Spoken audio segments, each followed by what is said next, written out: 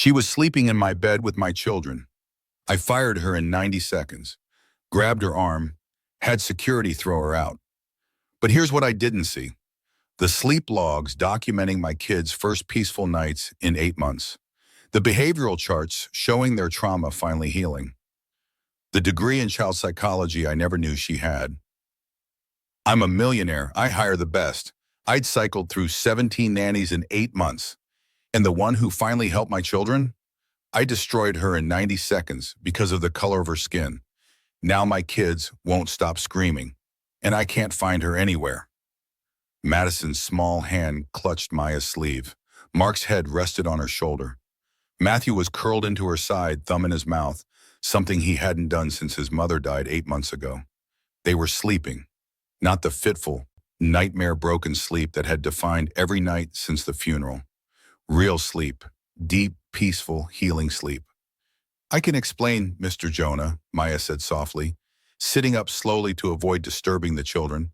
Her voice was calm, measured, the tone of someone who knew she'd done nothing wrong. There was a thunderstorm last night. The children were terrified. Alfred didn't let her finish. His hand shot out before his brain caught up, grabbing her upper arm hard enough to leave marks. I don't care what excuse you think you have. You're fired. Get out of my house, now. Maya winced but didn't cry out, didn't pull away violently, just looked at him with eyes that held more disappointment than fear. Mr. Jonah, please. They finally settled. They haven't slept through. Security will escort you out. He released her arm, already turning away, already convinced of his righteousness. I want you gone in 5 minutes. Maya stood carefully, extricating herself from the sleeping children with practiced gentleness. She leaned down, kissed Madison's forehead, then Mark's, then Matthew's. Her lips moved in a whisper, too quiet for Alfred to hear. Remember what I taught you. You're loved. You're safe. You're strong. Then she walked past Alfred, shoes in hand, head high despite the red marks blooming on her arm where he'd grabbed her. She didn't look back, didn't argue, didn't beg for her job, just left. Mrs. Chen, the head of household staff, stood at the bottom of the stairs as Maya descended. The older woman's eyes went immediately to Maya's arm, to the hand-shaped bruises already forming. Her expression shifted from confusion to horror to something like disgust. Mrs. Chen, Maya said quietly, voice steady, would you please tell Mr. Jonah that I left the children's behavioral logs in their room? Top drawer of the dresser. He should read them. Then she walked out into the gray dawn, pulling her coat tight against the early morning chill. Upstairs, Alfred stood in his bedroom, breathing hard, righteous anger still coursing through him. He looked at the bed again, ready to strip the sheets, to erase all evidence of this violation of boundaries. That's when he noticed. The children were still sleeping. Not stirring, not whimpering, not calling out for their mother in that heartbreaking way they'd done every night for 8 months. Madison's brow was smooth, no tension. Mark's hands were relaxed, not clenched. Matthew's breathing was deep and even. They were sleeping, peacefully, completely. The way children should sleep. Alfred moved closer. On the nightstand, a piece of paper lay folded once. He opened it with hands that had started to shake. If you can't be present for them, at least don't destroy the presence of those who are. It wasn't signed. The handwriting was neat, feminine, deliberate. He read it again, then again. If your heart feels even a spark from this story, pause for a moment. Subscribe, join our loving global family, and tell us where you're watching from. Your story matters too. Now let's continue. Behind him, Mrs. Chen appeared in the doorway. Sir? Her voice was cold in a way it had never been before. She didn't do anything wrong. She was in my bed with my children, because they followed her here during the storm. She'd been sleeping in their room for 3 nights, the first time they've slept more than 2 hours consecutively since Mrs. Jonah passed. Last night they were so frightened by the thunder that they ran to wherever they felt safest. Mrs. Chen paused. They felt safest with her. Alfred's throat tightened. 17 nannies, Mr. Jonah. 17 therapists, specialists, sleep consultants. None of them could get your children through a night without screaming. Mrs. Chen's voice cracked slightly. She did it in 3 days, and you just threw her out like she was—" She stopped herself. Alfred sank onto the edge of the bed, suddenly unable to stand. "I thought, you thought the worst. You saw a black woman in your bed and assumed misconduct instead of care." Mrs. Chen had never spoken to him like this. 20 years in his employ, and she'd never challenged him. "Your children finally found someone who could help them heal, and you destroyed it in 5 minutes." She left him there, alone with the sleeping children and the note and the crushing weight of what he'd just done. Outside, the gate creaked closed behind Maya Williams. And for the first time since his wife's death, Alfred Jonah's house was silent. Not the terrible silence of grief and isolation, but something else. Something that felt like peace. The kind of peace that Maya had built. Moment by moment, night by night.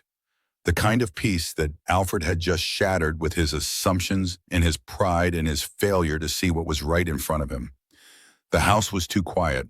Not the comfortable kind of quiet, like snow falling or pages turning. This was the wrong kind, the kind that felt like absence. Like something vital had been removed, and now the whole structure was unstable. Alfred sat in his study 3 hours later, untouched coffee going cold beside him. The note Maya had left lay on his desk like an indictment.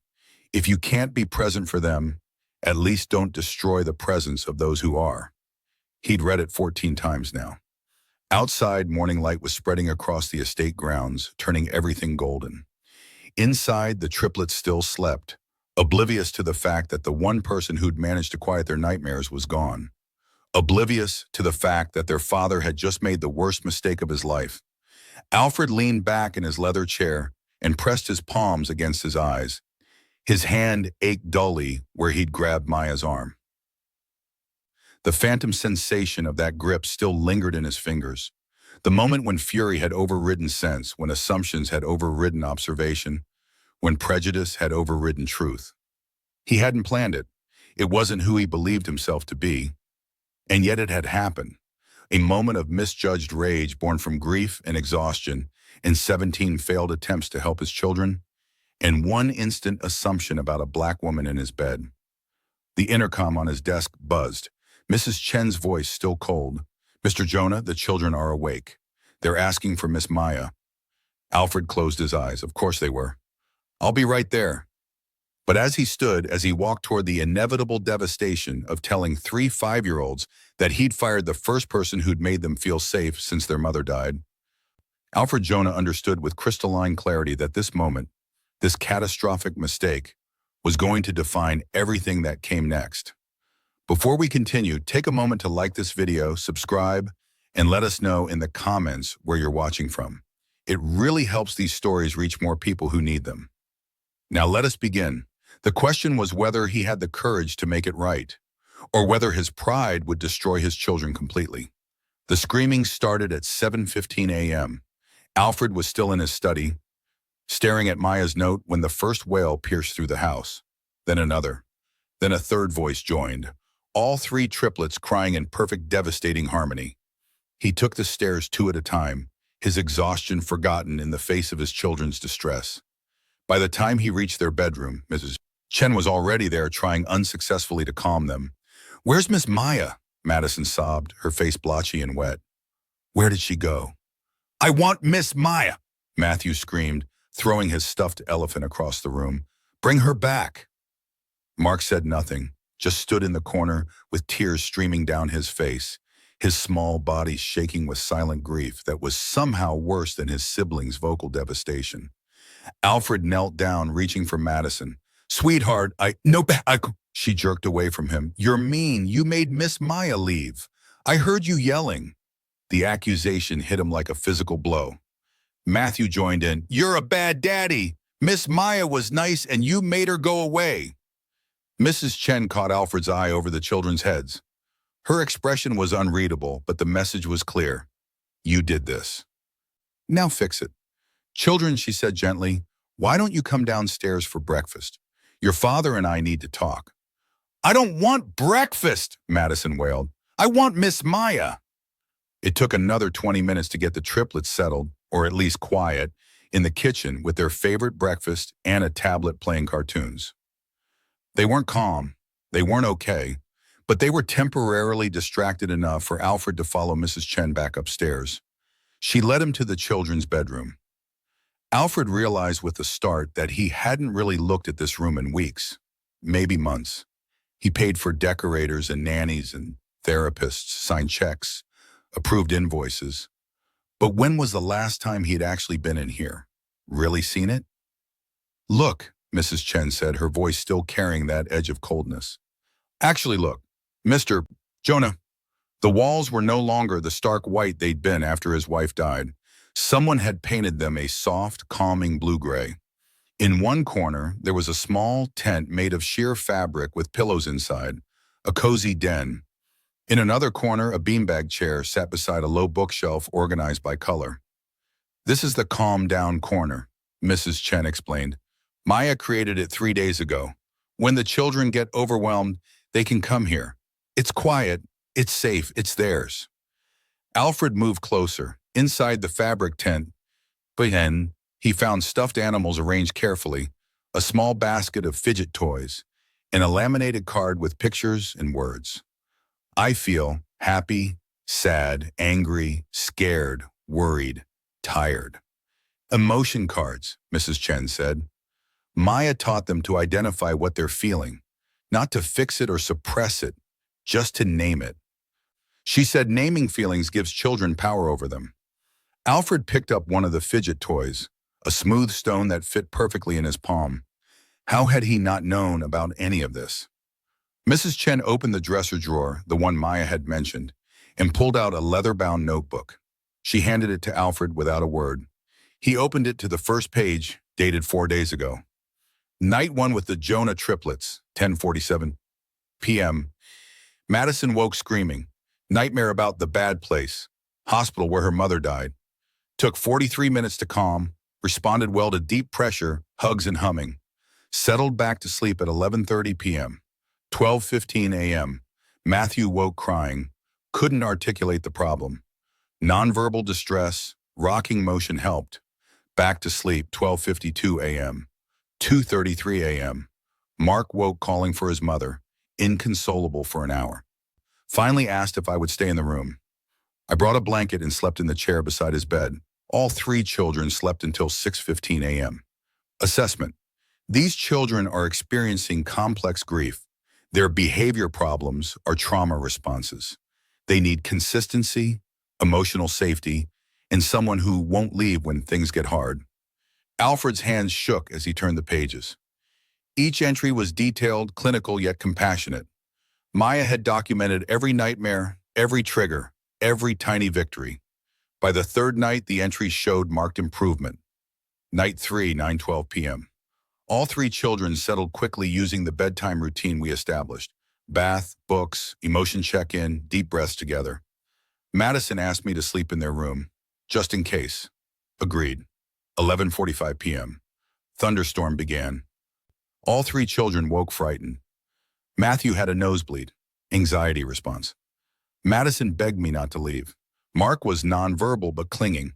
They followed me to the master bedroom when I went to get tissues for Matthew's nose. Refused to return to their room. Assess the situation. Children in acute distress, thunderstorm worsening, or force them back to their room re-traumatizing, or stay with them in a space they felt was safer. Choice, stay with them. All 3 fell asleep within 20 minutes. First full night's sleep for any of them in weeks, according to Mrs. Chen. Note, Mr. Jonah was traveling, assessed that he would return early morning. Planned to explain the situation then. Children's immediate safety and emotional needs took priority. Alfred closed the notebook, unable to read more. His vision was blurring. She did this, he said, his voice hoarse. All of this, in 3 days. In 3 nights, Mrs. Chen corrected. During the day, she was still cleaning your house. She did this on her own time, Mr. Jonah, because she saw children who needed help, and she knew how to help them. Why didn't you tell me? You didn't ask. You hired 17 nannies in 8 months. Most of them quit. A few you fired for not meeting standards. But you never asked what those standards should be. You never asked what the children actually needed. Mrs. Chen's voice softened slightly. Maya didn't ask permission. She just started doing what was necessary. I thought, doing what was necessary. I thought, I hoped you would notice, that you would see how the children were changing. I didn't notice. The admission burned. I didn't see anything. Mrs. Chen was quiet for a moment. Then, come with me. There's more. She led him downstairs to the service hallway where the staff gathered. 3 household employees stood there. Martin, the groundskeeper, Sophie, the cook, and James, the night security guard. They looked uncomfortable, uncertain. Tell him, Mrs. Chen said. Tell Mr. Jonah what you saw. Sophie spoke first, twisting her apron in her hands. I saw Miss Maya in the kitchen 2 mornings ago. She was making breakfast for the children. Nothing fancy, just eggs and toast. But she was singing with them, teaching them a song about emotions. If you're happy and you know it, but she'd change the words. If you're glad and you know it, that's okay. If you're mad and you know it, that's okay. The children were laughing, Mr. Jonah, really laughing. I hadn't heard that sound in this house since. She didn't finish, didn't need to. Martin cleared his throat. I saw her in the garden yesterday afternoon. She had the children helping her plant flowers. Matthew got dirt all over his clothes. Usually that would trigger a meltdown. But Miss Maya just laughed and said, dirt washes off, but flowers grow forever. Then she had all 3 of them lie down in the grass and look for shapes in the clouds. They were peaceful, sir. They were acting like children. James, the night guard, shifted his weight. I do rounds every hour during the night shift. For 2 months, I have heard those children screaming. Every night, multiple times. It got so I dreaded walking past their wing of the house. He paused. The past 3 nights? Silence. Complete silence. I actually checked the first night to make sure they were okay. They were asleep, all of them. I couldn't believe it. Alfred felt like he was drowning. Each testimony was another weight pulling him under. Why, he asked, why didn't any of you tell me this was happening? Mrs. Chen answered, because we were afraid you'd do exactly what you did this morning. See something you didn't understand and destroy it. Maya asked us not to tell you. She said you'd hired her to clean, and anything beyond that needed to prove itself through the children's improvement before you'd trust it. She was right, Alfred whispered. She was absolutely right. She was supposed to tell you herself, Mrs. Chen continued. Today, after you returned, she had documentation ready, the sleep logs, behavioral observations, everything. She was going to propose a formal arrangement where she'd transition from cleaning staff to child care specialist. Mrs. Chen's voice hardened again. But you didn't give her the chance. Alfred walked back to his study on legs that felt disconnected from his body. He closed the door, sank into his chair, and pulled out his phone. Maya's number was in the household staff directory.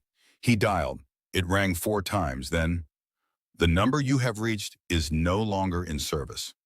He tried again. Same message. Of course, she'd probably disconnected it immediately. Wanted nothing more to do with him. Could he blame her? He tried to find her in the household files. Maya Williams, 30 years old, no emergency contact listed. Address, a P.O. box in a neighborhood 40 minutes away. Previous employment, only a few cleaning services, all short-term contracts. Before that, a gap of almost 2 years. No social media profiles he could find. No other contact information. No forwarding address. She'd vanished as completely as she'd appeared. Alfred sat in his study as the morning sun climbed higher, listening to his children crying downstairs, reading and rereading Maya's sleep logs, and understanding with brutal clarity what he'd done. Madison had nightmares about losing her mother. Matthew had anxiety-induced nosebleeds. Mark went nonverbal when overwhelmed. These weren't behavior problems. These were trauma responses from children who'd watched their mother die slowly over 6 months of illness, who'd been to more hospitals than playgrounds, who'd said goodbye at age 4 to the person who'd been their whole world. And for 8 months, Alfred had tried to fix them with money, with specialists and therapists and nannies who treated grief like a problem to be solved rather than a wound that needed time and care and presence to heal. Then Maya had come. Not with credentials or degrees or expensive treatment plans, just with understanding, with patience, with the willingness to sit with children in their pain instead of trying to eliminate it. And Alfred had looked at her, a black woman in his bed with his children, and seen something wrong instead of something right. The shame was a physical weight in his chest. He picked up his phone again. Not to call Maya, that number was dead, but to call his personal assistant. David, I need you to find someone. Maya Williams, 30 years old, last known employment in this address. He read off the information from her file. I need current contact information, current address, everything. Use whatever resources necessary. I don't care what it costs. There was a pause. Sir, may I ask what this is regarding? It's regarding the fact that I just made the biggest mistake of my life, and I need to fix it before my children pay the price for my prejudice. Another pause. Then, I'll start immediately. Alfred ended the call and returned to the children's room. He sat on Madison's bed and picked up the emotion cards Maya had made. On the back of one in neat handwriting, remember, feelings aren't good or bad, they just are. Our job is to notice them, name them, and be gentle with ourselves. He'd been anything but gentle. With his children, with Maya, with himself. But he could change that. He would change that. He had to. Because the alternative, watching his children spiral back into the nightmare from which Maya had just rescued them, was unbearable. Alfred Jonah stood in his children's bedroom, surrounded by evidence of a woman's care and his own failure, and made himself a promise. He would find Maya Williams. He would apologize. He would beg if necessary. And he would make sure his children never lost their safe person again. Even if that meant confronting everything he'd been too proud, too prejudiced, and too broken to see. The question wasn't whether he had the courage anymore. It was whether Maya would give him the chance to prove it. David called back within 3 hours. Sir, I've located Maya Williams. Or rather, I've located where she spends most of her time. But Mr. Jonah, his assistant's voice carried a note of hesitation. Before I give you this address, I should tell you what I found. Alfred was already reaching for his car keys. Just tell me where she is. She volunteers at the Riverside Community Center. It's in the Westbrook neighborhood about. I know where Westbrook is. Alfred didn't, not really.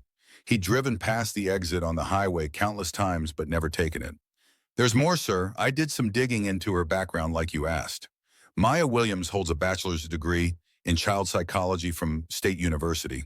She worked as an elementary school counselor until 2 years ago, when she was terminated. Alfred's hand tightened on the keys, for filing reports about suspected child abuse. The school district claimed her reports were unsubstantiated and that she was causing unnecessary disruption. She filed a whistleblower complaint. The district settled quietly, but she was blacklisted from working in education in this state. Since then, she's been doing cleaning work and volunteering at community centers that serve at-risk children. Alfred sank back into his chair, a degree in child psychology, a career destroyed for protecting children, and he'd hired her to scrub his toilets. Sir, do you still want the address? Yes, text it to me. After David hung up, Alfred sat with his phone in his hand, staring at the address that appeared on his screen. Part of him wanted to call a car service, maintain some distance, some control. The other part, the part that was slowly, painfully learning, knew he needed to face this himself. He stood, grabbed his jacket, then paused at the door to his study. Mrs. Chen was passing in the hallway. I found her, he said. Or rather, I found where she is. Mrs. Chen's expression was unreadable. And? I'm going to her, to apologize, to ask her to come back. Mr. Jonah, Mrs. Chen's voice stopped him. That woman doesn't owe you anything. Not her time, not her forgiveness, certainly not her labor. If you go there, you go understanding that she has every right to tell you no. I know. Do you? Mrs. Chen stepped closer. Because in my experience, men like you aren't accustomed to hearing no. You're used to problems being solved with money or power or persistence. Maya Williams is not a problem to be solved, and she's a person you wronged. Remember that. Alfred nodded, chastened, and left. The drive to Westbrook took 23 minutes through parts of the city Alfred had only seen from the highway. The buildings got shorter, more worn. The businesses shifted from boutiques to bodegas, from cafes to churches, with handmade signs advertising food pantries and ESL classes. The Riverside Community Center was a converted warehouse with peeling paint and a parking lot that had more potholes than pavement. Alfred's Mercedes looked obscene, parked next to rusted sedans in a school bus with mismatched tires. Inside, the building smelled like industrial cleaner and something baking. Children's artwork covered every wall, not the precious, preserved kind in museums, but the living, chaotic kind that spoke of creativity given space to breathe. A bulletin board near the entrance advertised free after-school programs, parenting classes, and job training workshops. "Can I help you?" An older black woman sat at a folding table that served as a reception desk. She looked at Alfred's expensive suit and designer shoes with an expression that said she knew exactly what kind of help he thought he needed. "I'm looking for Maya Williams." "Bueno." Not hostile, but not welcoming either. "I need to speak with her. It's important." "Lot of things are important. Maya's running her after-school group right now. She'll be done in about 20 minutes. You can wait here, or you can come back." "I'll wait." The woman gestured to a row of plastic chairs against the wall. Alfred sat, feeling acutely out of place. Around him, the community center hummed with activity. Teenagers doing homework in one corner, a group of elderly people playing cards in another, mothers with young children waiting for some program to start. Through a window in one of the doors, Alfred could see into a large room, and there was Maya. She sat on the floor in the center of a circle of children, maybe a dozen of them, ranging from about 6 to 10 years old. They were making something with construction paper and markers. But it wasn't the craft that captured Alfred's attention. It was the way Maya moved through the group. She crouched beside a boy who looked frustrated, spoke quietly to him, showed him something with her hands. The boy's shoulders relaxed. She laughed with a girl who was proudly displaying her creation. She gently redirected a child who was getting too loud, not with reprimand but with redirection. "Remember our inside voices? Let's try that again."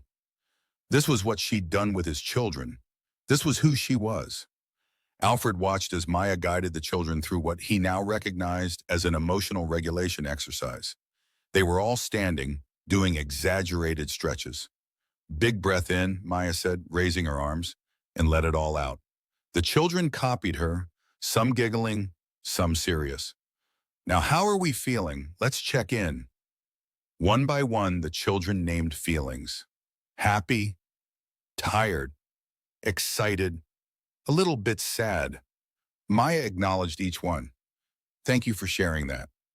No judgment, no fixing, just witnessing. The boy who'd been frustrated earlier said, "I'm still kind of mad." "That's okay," Maya said. "Mad is allowed. And what do you need right now to help with that mad feeling?" "Maybe a hug?" Maya opened her arms and the boy dove into them. She held him for a long moment, then pulled back. "Better?" "Better." Alfred felt something crack open in his chest. This was a gift. What Maya had was a gift, and he'd thrown it away because of his prejudice and assumptions and inability to see beyond the surface of things. The session ended with the children cleaning up their supplies. Maya helped them, not directing like a supervisor, but participating like a partner. Then she stood at the door, giving each child a high five or fist bump as they left. Some of them hugged her. All of them smiled. When the last child left, Maya turned back to the room to finish cleaning up. Alfred stood, his heart pounding, and walked to the door. He knocked. Maya looked up. The moment she saw him, her entire posture changed. Not with fear, with something harder, something like steel. She walked to the door and opened it just enough to be polite. "Mr. Jonah." "Maya, I need to talk to you, to apologize. Can we?" "No." The word was firm, final. "Please, just 5 minutes. I know I don't deserve it, but—" "You're right, you don't deserve it." She started to close the door. Alfred put his hand on the doorframe, not blocking her, but present. "The children are devastated. They've been crying since you left. They need you." Maya's eyes flashed. "Your money can't fix what your prejudice broke, Mr. Jonah." Other people were gathering now. The woman from the front desk, a couple of volunteers, a teenage girl with a phone pointed at them. "I know I made a terrible mistake," Alfred said, aware of the audience but trying to focus only on Maya. I should have listened to you. I should have seen what you were doing for my children instead of assuming. Assuming what? Maya's voice rose slightly. Assuming that a black woman in your bed must be doing something wrong? In your bed must be doing something wrong? Assuming that I couldn't possibly be there for a legitimate reason? Yes, the admission hurt. Yes, that's exactly what I assumed. And I was wrong, completely wrong. Maya stepped fully into the doorway now, and Alfred realized this was no longer a private conversation. More people had gathered. More phones were out. Do you know what those children need, Mr. Jonah? They need a father. They need someone who shows up, who is present, who doesn't outsource their healing to a rotating cast of employees. Her voice was shaking now, with emotion and something like rage. They don't need another nanny. They need you. But you'd rather hire people to fix your problems than actually do the work yourself. You're right, Alfred said. You're absolutely right. I have a degree in child psychology, Maya continued, and now she was speaking to the phones as much as to him. I lost my teaching position 2 years ago because I reported suspected child abuse at my school. The district didn't want the publicity. They didn't want the investigation. So they fired me and made sure I couldn't work in education again. Murmurs rippled through the small crowd. Since then, I've been cleaning houses to pay rent and volunteering here, using my gifts where they're still wanted. I've been working in the margins because your world, she pointed at Alfred. But the gesture encompassed something larger. Because your world decided I didn't belong in the center. And the moment I tried to help your children, the moment I did the work I was trained to do, you confirmed exactly why people like me learn to expect nothing from people like you. Maya, I don't want your apology, Mr. Jonah. I don't want your money. I don't even want my job back. Her voice cracked slightly. What I want is for you to understand that you had 3 children who were drowning, and the moment someone threw them a lifeline, you cut the rope because you didn't like who was holding it. The silence that followed was absolute. Alfred stood there, exposed under the fluorescent lights, surrounded by strangers with cameras, and understood that he deserved every word. You're right about all of it, and I don't know how to fix what I broke, but I'm asking, begging for the chance to try. Maya looked at him for a long moment. Then she stepped back and closed the door in his face. The video was online within an hour. Alfred sat in his study that night. His children finally cried out and sleeping fitfully upstairs, and watched himself be dismantled by a woman who had every right to do it. The comments were brutal. He really saw a black woman helping his kids, and his first thought was to fire her. That's racism, period. Okay, but any parent would be concerned finding someone in their bed with their kids. Race has nothing to do with it. Race has everything to do with it. He didn't ask questions, didn't let her explain, just assumed the worst and got violent. Your world decided I didn't belong in the center. This woman is speaking truth. Why are we ignoring that she was sleeping in his bed? That's inappropriate no matter who you are. She was sleeping in his bed because his traumatized children followed her there during a thunderstorm and refused to leave. She stayed to comfort them. That's literally her job as a caregiver. No, it's not. Her job was to clean. She overstepped. She has a degree in child psychology. She wasn't overstepping. She was using her actual training to help children who desperately needed it. Alfred read every comment, every defense, every condemnation.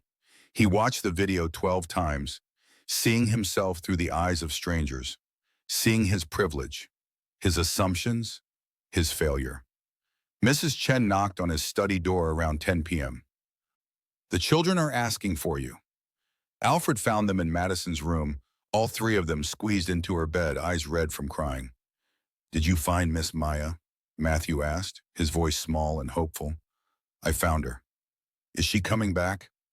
Madison's hope was painful to witness. Alfred sat on the edge of the bed. No, sweetheart, she's not. Why not? Mark's voice was barely a whisper. Because I hurt her, and now she doesn't trust me. You should say sorry, Matthew said, as if it were that simple. I did say sorry, but sometimes sorry isn't enough. Miss Maya said sorry is only real if you change, Madison said. That's what she taught us. That words don't mean anything if you keep doing the same bad things. Alfred looked at his daughter, his wise, grieving 5-year-old daughter, and felt the full weight of what he'd destroyed. You're right, he said. Miss Maya is very smart, and I need to learn how to change. Then change, Mark said, with the devastating logic of a child. And then Miss Maya will come back.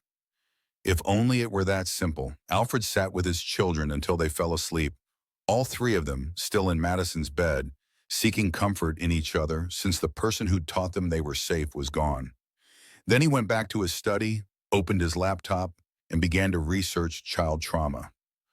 Grief responses, therapeutic parenting, everything Maya had been doing instinctively that he'd been too blind to see. If Maya wouldn't come back, and he couldn't blame her if she didn't, then he needed to learn to be what his children needed, even if it was 2 years too late, even if he had to become an entirely different man to do it. The video of his confrontation with Maya had 47,000 views by morning. By evening, it would be over 200,000.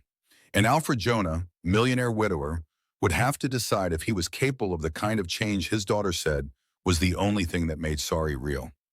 Alfred spent 3 days writing the letter, not because he struggled to find words. They came too easily, tumbling over each other in his mind like an avalanche. The challenge was distilling everything he needed to say into something that wasn't drowning in self-pity or desperate justification. Something that acknowledged the truth without asking Maya to absolve him of it. He wrote 17 drafts, deleted 16. The final version was 3 pages, handwritten on heavy stationery. No lawyers, no corporate letterhead. Just his messy handwriting in words that felt inadequate for what they needed to carry. Maya, I'm not writing this to ask for forgiveness. I don't deserve it, and I don't expect it. I'm writing because you deserve to hear the truth, even if, especially if, it's uncomfortable for me to speak. What I did was wrong on every level. I saw a black woman in my bed with my children and immediately assumed misconduct instead of care. I didn't ask questions, didn't seek context, didn't give you the basic respect of listening to your explanation. I let my prejudices override my judgment, and I compounded that failure with violence. Grabbing your arm, raising my voice, having you forcibly removed from my home. I've spent the past 3 days reading your sleep logs, looking at the calm down corner you created, learning about trauma-informed care and therapeutic parenting, concepts I should have understood years ago. I've watched the video of our confrontation at the community center 17 times. Each viewing makes it clearer. I failed my children long before I fired you. You were right when you said they need a father, not another employee. I've been outsourcing their healing because I didn't know how to face my own grief. I hired 17 nannies in 8 months, each one another attempt to fix my children without actually showing up for them. You were the first person who saw them as grieving rather than broken. And I destroyed that because of my own blindness. I'm not asking you to come back as a favor to me. I'm asking because my children need you. They've been crying themselves to sleep every night since you left. They ask for you constantly. The peace you brought them, the safety, the structure, the feeling of being seen, disappeared the moment I forced you out. If you're willing to return, it will be on your terms. Not as cleaning staff, not as a conventional nanny, as whatever you determine is appropriate given your training and expertise. Name your conditions, name your salary, set whatever boundaries you need to feel safe and respected in my home. I'm also committing to change myself, whether you return or not. I've begun therapy to examine my prejudices and learn how to be the father my children need. I'm reading everything I can find about childhood trauma and grief. I'm learning that sorry means nothing without transformation. You said your world decided you didn't belong in the center. You were right, and that decision was wrong. You belong wherever children need healing, including in my home, if you're willing to give us another chance. With profound regret and respect, Alfred Jonah. He hand-delivered the letter to the Riverside Community Center on a Tuesday afternoon. The same woman at the reception desk recognized him. Maya's not here, she said before he could ask. I know, I'm not here to see her. I'm here to leave this. He placed the envelope on the desk. Would you make sure she gets it? The woman studied him for a long moment. The video's up to 500,000 views. I know. People are saying you're a racist who can't stand seeing a black woman in a position of authority. Alfred swallowed. They're not entirely wrong. That seemed to surprise her. She picked up the envelope. I'll make sure she gets it. Thank you. As he turned to leave, she called after him. Mr. Jonah, those children of yours, they really need their dad. I know, he said again. I'm learning how to be him. 3 days passed with no response. Alfred threw himself into the work of change. He attended his first therapy session, a grueling 90 minutes where his therapist, Dr. Morrison, asked questions that peeled back layers Alfred had spent years constructing. What were you feeling the moment you saw Maya in your bed? Rage, violation. Underneath the rage, what else? Alfred had to think about that. Fear, maybe, that something terrible was happening to my children and I hadn't protected them. And why did you assume something terrible was happening? That was the question, wasn't it? Alfred sat with it, uncomfortable before answering. Because I saw a black woman where I didn't expect to see anyone, and my brain filled in a narrative based on prejudices I didn't even know I had. You had them, Dr. Morrison said gently. You just hadn't examined them. Alfred also changed his work schedule, delegated projects, declined travel, made it clear to his executive team that 5 p.m. meant he was done for the day. His assistant looked at him like he'd grown a second head. Sir, the Singapore call is at 7. Reschedule it.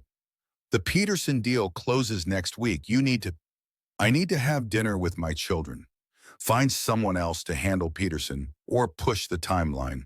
I don't care which. At home, he attempted the bedtime routine Maya had established.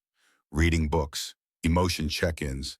The children tolerated it, but he could see in their eyes that it wasn't the same. They wanted Maya. He was just a well-meaning substitute. On Friday evening, exactly 3 days after he'd delivered the letter, a courier arrived at the house with a large envelope marked personal and confidential. Inside was a contract, 23 pages, legal language mixed with specific conditions, and a cover letter. Mr. Jonah, I've considered your letter.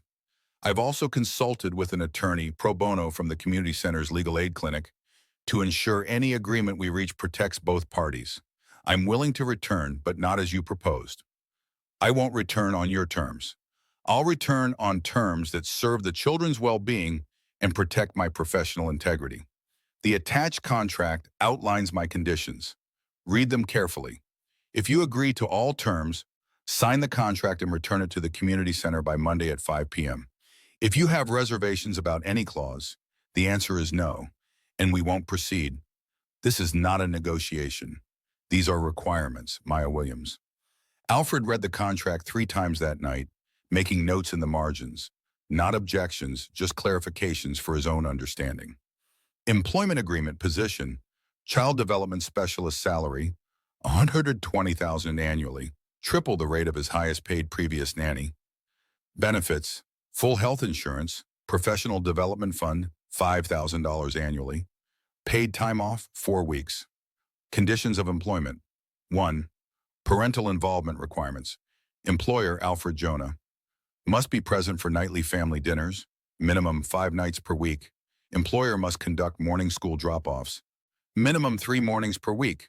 Employer must attend family therapy sessions, weekly, arranged by employee. Employer must participate in parent education workshops, monthly, arranged by employee. 2. Professional boundaries. Employee is child development specialist, not domestic staff. Employee's professional recommendations regarding children's care are final. Employer may disagree, but must discuss disagreements privately, never in front of children. Employee has authority to modify household routines as needed for children's therapeutic benefit. Respect and dignity. Employer must formally apologize to all household staff for employee's previous termination. Employer must acknowledge in writing that his assumptions were rooted in prejudice. Employer must commit to ongoing education about racial bias, minimum 2 workshops annually. Employer must attend individual therapy to address grief and examine prejudices, weekly, with quarterly progress reports to employee. 4. Termination protections. Employee cannot be terminated without 30 days notice and documented cause.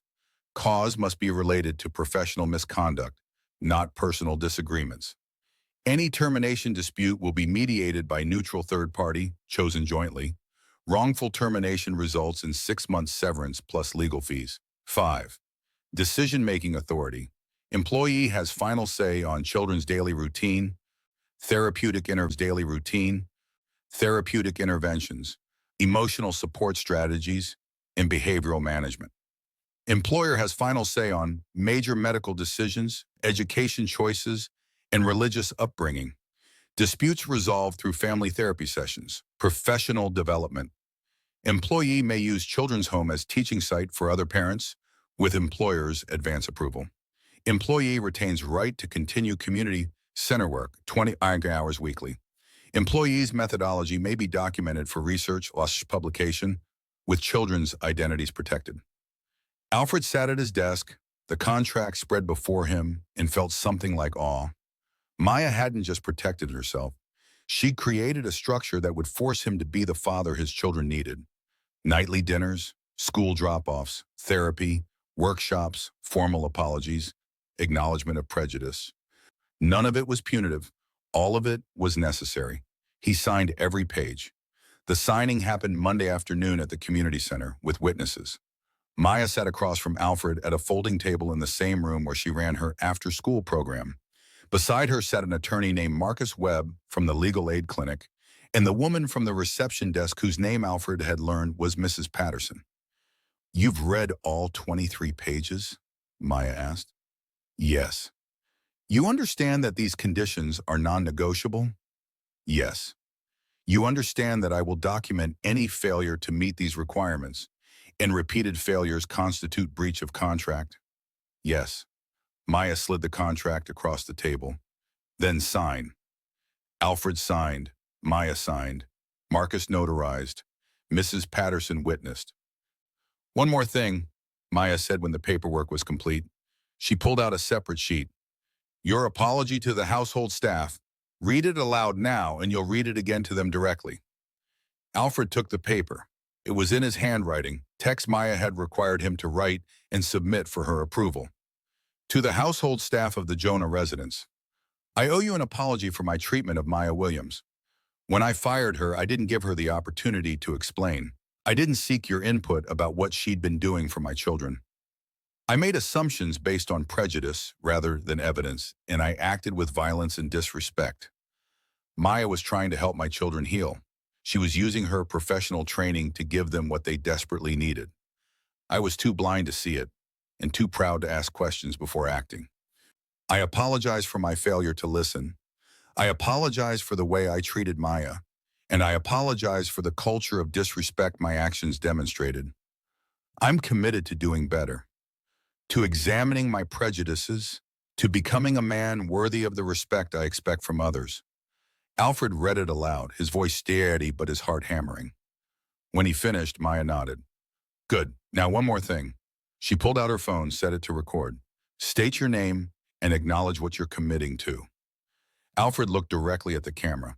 "My name is Alfred Jonah. I'm signing a contract that employs Maya Williams as child development specialist for my 3 children.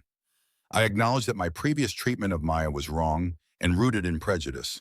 I'm committing to nightly family dinners, morning school drop-offs, family therapy, and personal therapy to examine my biases.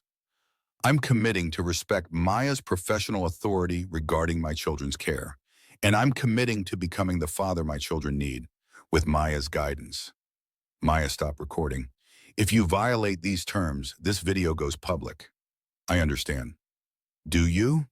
Her eyes were hard. "Because Mr. Jonah, if you make my life hell, if you undermine me, if you revert to the man who grabbed my arm and had me thrown out, I will use every tool at my disposal to protect myself and your children. This contract isn't just about your redemption. It's about ensuring those triplets get the care they need regardless of whether you're capable of change." "I understand," Alfred said again. "And Maya, thank you for giving us this chance." "I'm not doing this for you," she said flatly. "I'm doing it for Madison, Mark, and Matthew. Remember that." Maya returned the next morning at 7 a.m. The triplets' reaction was volcanic. They heard her voice in the kitchen and came running, all three of them crashing into her with such force she stumbled backward. Madison was crying, Matthew was laughing. Mark just held on, his face buried in her shoulder. "You came back," Madison sobbed. "You came back." "I told you I would," Maya said, kneeling to their level. "Remember? I said I needed a few days to make sure it was safe for me to come back. Now it is." "Did Daddy say sorry?" Matthew asked. "Yes, he did, and he's going to show you he means it by being here more, by having dinner with us, by taking you to school." Mark pulled back to look at her. "Promise you won't leave again?" Maya glanced at Alfred, who stood in the doorway watching. "I promise that as long as your daddy keeps his promises to me, I'll be here. Deal?" "Deal," all three children said in unison. Alfred felt the weight of those words. Maya wasn't promising to stay no matter what. She was promising to stay as long as he earned it. The message was clear. This was his last chance. Maya stood, gently extracting herself from the children. "Okay, my loves, let's talk about our day. We're going to restart our morning routine. Remember how we did check-ins?" She led them to the kitchen table, pulling out the emotion cards. Alfred started to leave, thinking she needed space to work. "Mr. Jonah," Maya's voice stopped him. "You're part of the morning routine now. Sit." He sat. Maya guided them through the check-in. How did they feel? What did they need today? The children responded to her with an ease they'd never shown with anyone else. When it was Alfred's turn, he stumbled. "I feel nervous, I guess, and grateful." "Why nervous?" Maya asked, her tone neutral. "Because I don't want to mess this up again." Madison patted his hand. "It's okay to be nervous, Daddy. Miss Maya says all feelings are okay." That evening's family dinner was excruciating. Alfred sat at the head of the table, his usual spot, though it suddenly felt presumptuous. Maya sat at the other end with the triplets between them. She'd prepared something simple: pasta with vegetables, garlic bread, fruit salad. "We're doing roses and thorns," Maya explained to Alfred. "Everyone shares the best part of their day, the rose, and the hardest part, the thorn. It helps us process and connect. You'll go last." Madison went first. "My rose is Miss Maya came back. My thorn is I can't think of a thorn today. Today was all roses." Matthew: "My rose is Miss Maya came back too. My thorn is..." Daddy yelled at Miss Maya before and made her go away. The silence that followed was crushing. Alfred opened his mouth, instinct screaming at him to explain, to defend, to minimize. But Maya's eyes were on him, steady and expectant. This was his work to do. "You're right, Matthew," Alfred said quietly. "That was wrong of me. I'm sorry I did that." "Are you going to yell at her again?" Matthew asked. "No, I promise I won't." "What if you get mad?" Alfred looked at Maya, silently asking for help. She offered none, just watched. "Then I'll take a breath, like Miss Maya taught you, and I'll use my words instead of yelling." "Okay," Matthew said, apparently satisfied. "That's good." Mark went next. "My rose is pasta. My thorn is..." He looked at Alfred. "I don't know if Daddy will keep his promise." The words landed like a blow. Alfred forced himself to breathe, to not react defensively. "That's fair, Mark. I haven't been good at keeping promises before. But I'm going to try really hard this time." "Trying isn't the same as doing," Mark said, with the devastating wisdom of a child who'd been disappointed too many times. "You're right, it's not. So I guess you will have to watch and see if I actually do it." When it was Alfred's turn, he found his voice shaking. "My rose is having dinner with all of you. My thorn is realizing how much I've missed, how much time I wasted not being here." Maya watched him but said nothing. Didn't offer comfort, didn't soften the discomfort. After dinner, Alfred helped clean up, something he'd never done before. Maya directed him with clinical efficiency. Dishes in the dishwasher, not the sink. Wipe down the table with the spray bottle. Sweep under the children's chairs. Later, after the children were in bed, Maya found Alfred in his study. "How did I do?" he asked, hating how desperate he sounded. "You showed up. That's step one." Her tone was businesslike. "Tomorrow we start family therapy at 4 p.m. Don't be late. I won't. And Mr. Jonah? She paused at the door. Your children are watching everything you do. They're measuring whether your promises are real. Don't let them down again. Then she left.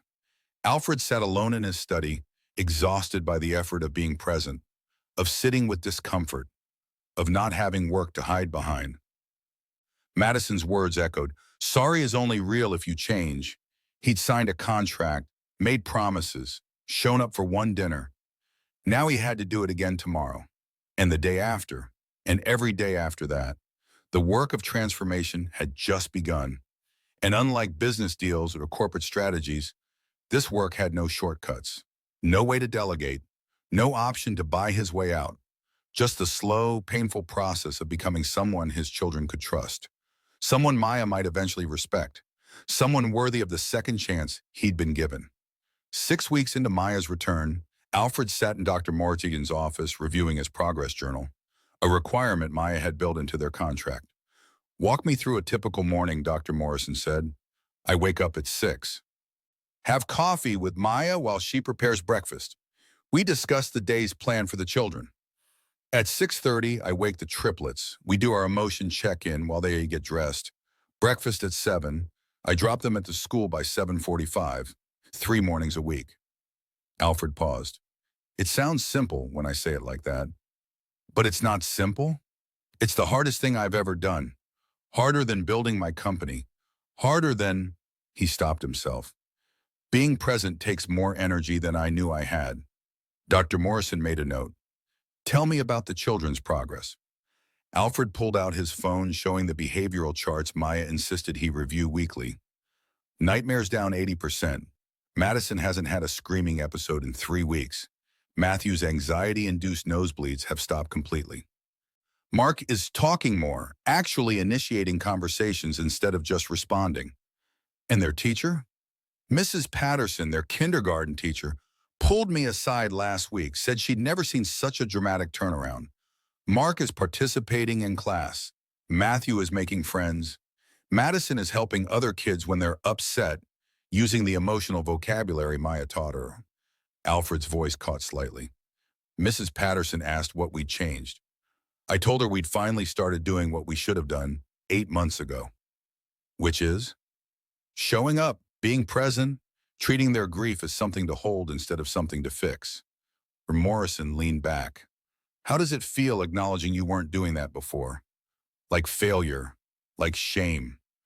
Like I wasted 8 months my children can never get back.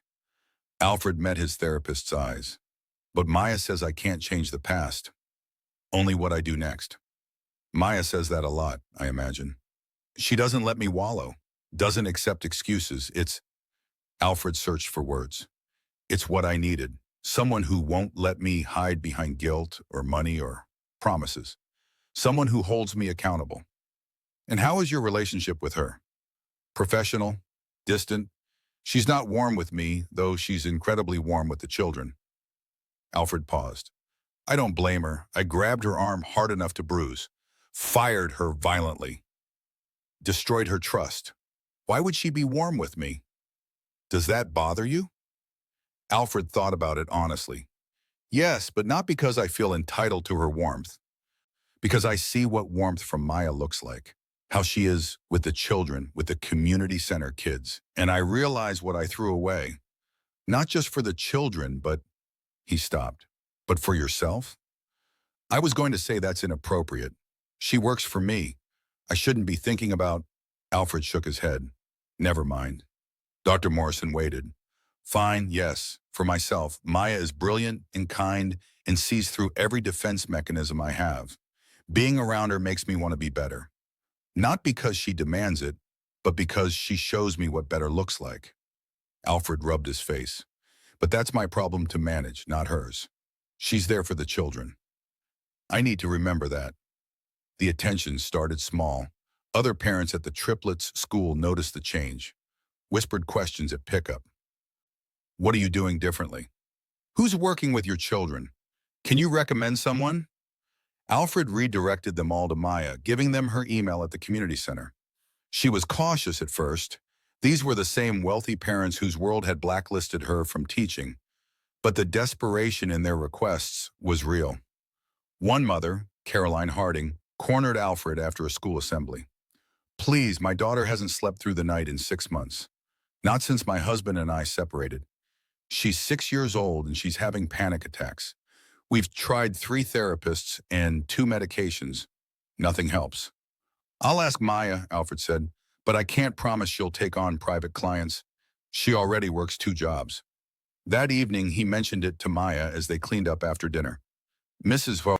Harding's daughter?" Maya dried a plate thoughtfully. "Sophie will take on private clients. She already works 2 jobs."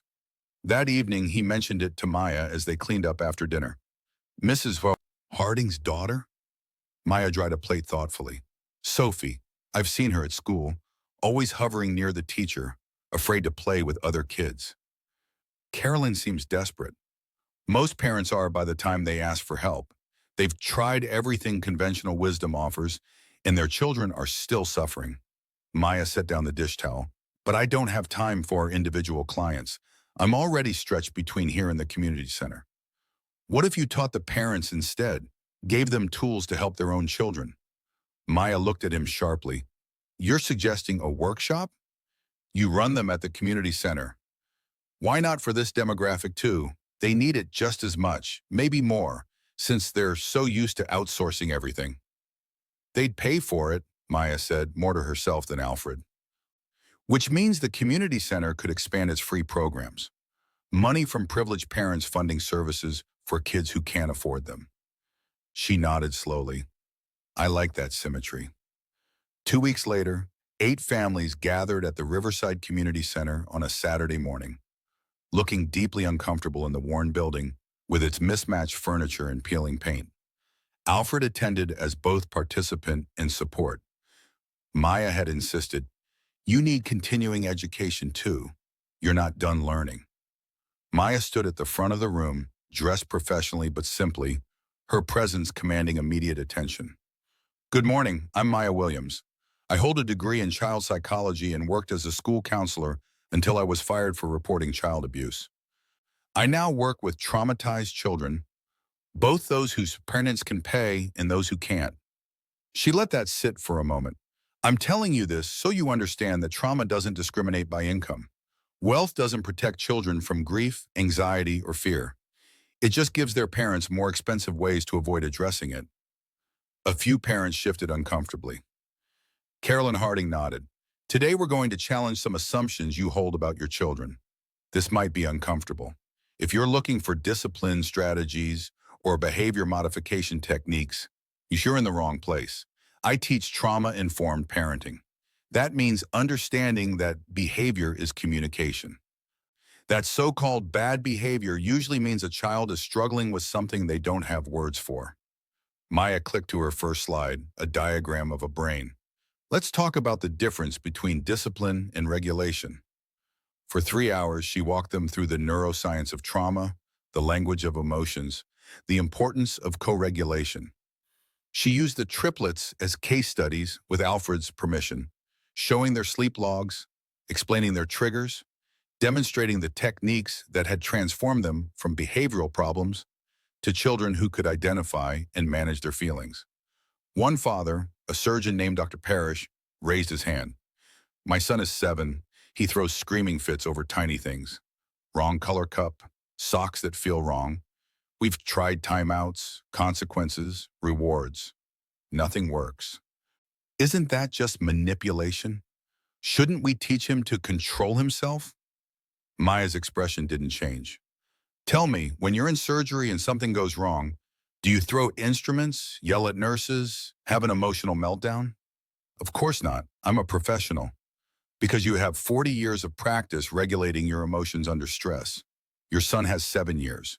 And from what you are describing, sensitivity to sensory input, disproportionate reactions to small triggers, he may be dealing with sensory processing issues or anxiety that make regulation even harder."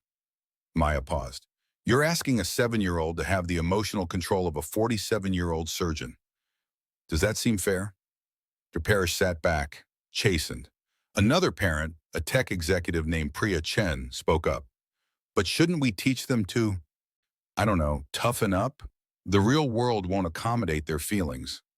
The real world will judge them by their ability to manage those feelings, Maya corrected. Children who learn to identify and regulate emotions become adults who can navigate stress, maintain relationships, and recover from setbacks.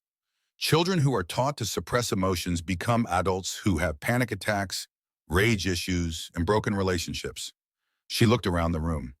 You're not making them weak by acknowledging their feelings. You're giving them the tools to be strong. Alfred watched Maya teach with something like awe. She was patient but firm, compassionate but unflinching. When parents tried to intellectualize away their children's pain, she redirected them to empathy. When they made excuses, she called them out. When they had breakthroughs, and several did, she witnessed it without fanfare. Carolyn Harding was crying by the end. I've been treating my daughter's fear like defiance, like she's trying to manipulate me into letting her sleep in my bed. But she's just scared. She's 6 years old and her family broke apart and she's scared.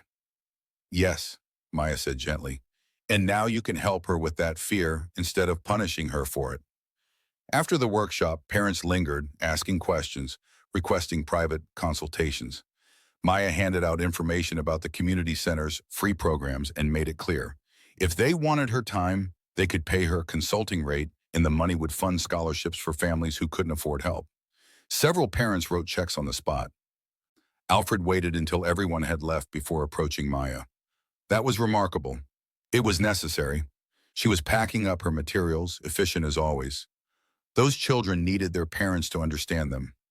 Now maybe they will. You could do this regularly, weekly workshops, build a practice. I have a practice at the community center. I meant something bigger, something that could help more families. Maya stopped packing and looked at him. What are you proposing, Mr. Jonah? Convert part of the estate into a training center, workshops for parents, therapy spaces for children. A model that combines what you do at the community center with the resources I have access to. Make it accessible to families at every income level, sliding scale fees, scholarships, whatever it takes. That's a huge undertaking. I know, but I watched you today. I've watched you with my children. Maya, you have a gift. You're helping 8 families today. Imagine helping 80, 800. She studied him, trying to determine his motives. This isn't about easing your guilt, is it? About making yourself feel like a good person?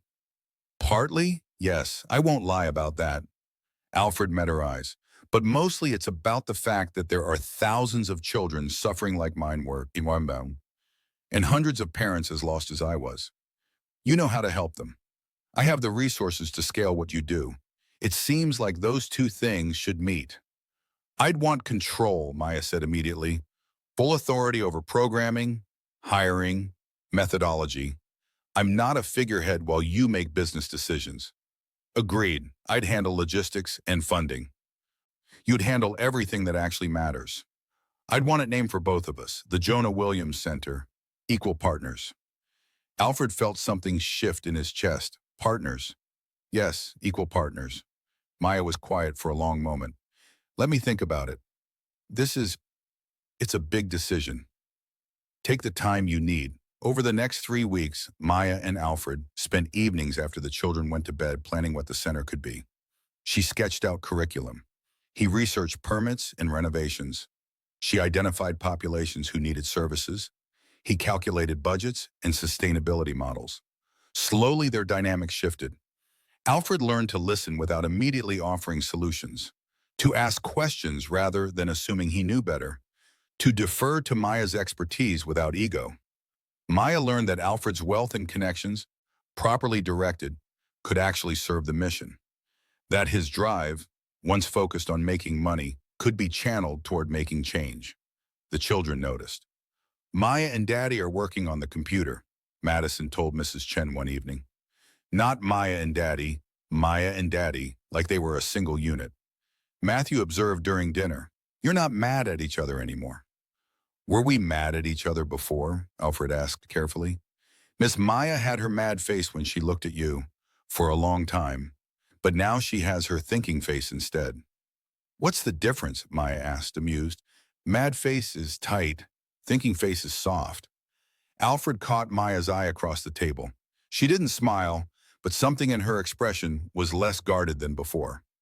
One evening, as they reviewed architectural plans for the center's therapy rooms, Madison climbed into Maya's lap. "Are you going to be our forever person?" The room went still. Maya set down her pen and wrapped her arms around Madison. "What makes you ask that, sweetness?" "Because Mommy was our forever person, and then she went away. And you went away, but you came back. But what if you go away again?" Alfred's throat tightened. He'd never heard Madison articulate this fear so clearly. Maya tilted Madison's face up gently. "I'm here as long as you need me, and your daddy keeps growing. Do you understand what that means? That daddy has to keep being good. That your daddy has to keep being present. Keep showing up. Keep learning how to be the dad you need." Maya glanced at Alfred. "And as long as he does that, as long as he keeps his promises, I'll be here." "What if he stops?" "Then we'd have a serious conversation about what needs to change.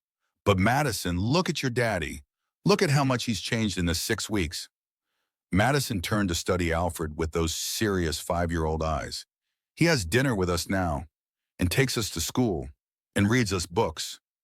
"Exactly, he's showing up. That's the most important thing." "Do you promise to stay if he keeps showing up?" Maya paused, and Alfred understood the weight of that promise. "I promise to do everything I can to stay. But I can't promise forever because life is complicated. What I can promise is that I love you 3 very much, and I won't leave unless I absolutely have to." It wasn't the unequivocal promise Madison wanted, but it was honest, and honesty, Alfred was learning, was worth more than false certainty. That night, after the children were asleep, Alfred found Maya on the back terrace reviewing foundation bylaws on her tablet. "Thank you," he said, "for what you said to Madison. I told her the truth." "I know, that's why I'm thanking you." He leaned against the railing beside her. "Maya, I know I'm still on probation. I know trust isn't rebuilt in 6 weeks. But I want you to know I'm not going to stop showing up, being present, growing. This isn't a temporary effort to get you to stay. This is me becoming who I should have been all along." Maya set down her tablet. "I know." "You do?" "I see you, Mr. Jonah. I see the therapy homework you do after the children are asleep.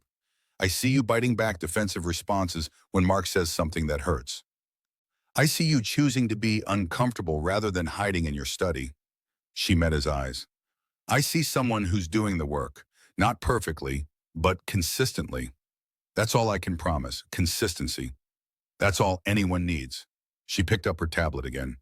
"Now, about these therapy rooms, I think we need at least 6, each designed for different age groups and therapeutic approaches." As they returned to planning, Alfred understood something. Healing wasn't linear. Trust wasn't rebuilt overnight, but it was being rebuilt, piece by piece, choice by choice, moment of presence by moment of presence. 6 weeks ago, Maya had returned on terms that protected her and served his children. Now they were building something together. Still cautious, still professional, but partners in a way that went beyond contract clauses. The triplets called them Maya and Daddy, and for the first time since his wife's death, Alfred thought maybe, just maybe, he was becoming someone worthy of standing beside someone as remarkable as Maya Williams. Not there yet, but getting closer, one dinner, one school drop-off, one honest conversation at a time. The legal papers arrived on a Thursday afternoon, delivered by courier, while Alfred was reading bedtime stories to the triplets. Mrs. Chen brought the envelope to his study after the children were asleep, her expression grave. "This came an hour ago. I thought you should open it privately." Alfred recognized the law firm's letterhead immediately. Whitmore and Associates, one of the most prestigious family law practices in the state. His hands were steady as he opened the envelope, but his stomach dropped as he read the first page. Petition for emergency custody. Richard and Patricia Westbrook, petitioners versus Alfred Jonah, respondent. The petitioners, maternal grandparents of minor children, Madison, Mark, and Matthew Jonah, hereby petition the court for emergency custody based on the following grounds. Respondent has demonstrated pattern of unstable caregiving, evidenced by employment and termination of 17 child care providers in 8-month period. Respondent employed unqualified individual, Maya Williams, as cleaning staff. Said individual subsequently found in respondent's bed with minor children. Respondent physically assaulted said employee, documented on video, demonstrating violent and erratic behavior. Respondent currently employs same individual, despite lack of traditional childcare credentials or licensure. Minor children have been exposed to chaotic household environment during critical grief period following death of mother. Alfred read the petition 3 times, each word landing like a physical blow. The Westbrooks, his late wife Catherine's parents, were trying to take his children. He called his attorney immediately. Gerald Hutchins arrived at the house within 2 hours, his assistant carrying file boxes that suggested he'd been preparing for this possibility. "I warned you this might happen," Gerald said, spreading documents across Alfred's desk. "After the video went viral, you physically grabbing Maya, the public confrontation. I told you the Westbrooks might see an opening." Can they win? Gerald's hesitation was answer enough. It's not a strong case for permanent custody, but emergency temporary custody, that's easier to get, especially when the petitioners are wealthy, connected, grieving grandparents, and the respondent is, he gestured at the petition, a father who failed his children for 8 months, who has a documented history of unstable caregiving decisions. Yes. Gerald pulled out a timeline. Look at this from their perspective. You hired 17 nannies. Most quit. Several you fired. You hired Maya Williams as cleaning staff. Then she ended up in your bed with the children, which, even with context, looks questionable. You grabbed her on camera, had her removed from the property. Then you rehired her despite her having lost her teaching position and lacking traditional credentials. She has a degree in child psychology and was fired for whistleblowing, not misconduct. I know that. You know that. But the Westbrooks attorney will make it sound like you're employing someone with a troubled work history to care for your traumatized children. Gerald leaned forward. Alfred, they're going to paint Maya as the problem. Her unconventional background, the bedroom incident, her methods that don't align with traditional childcare.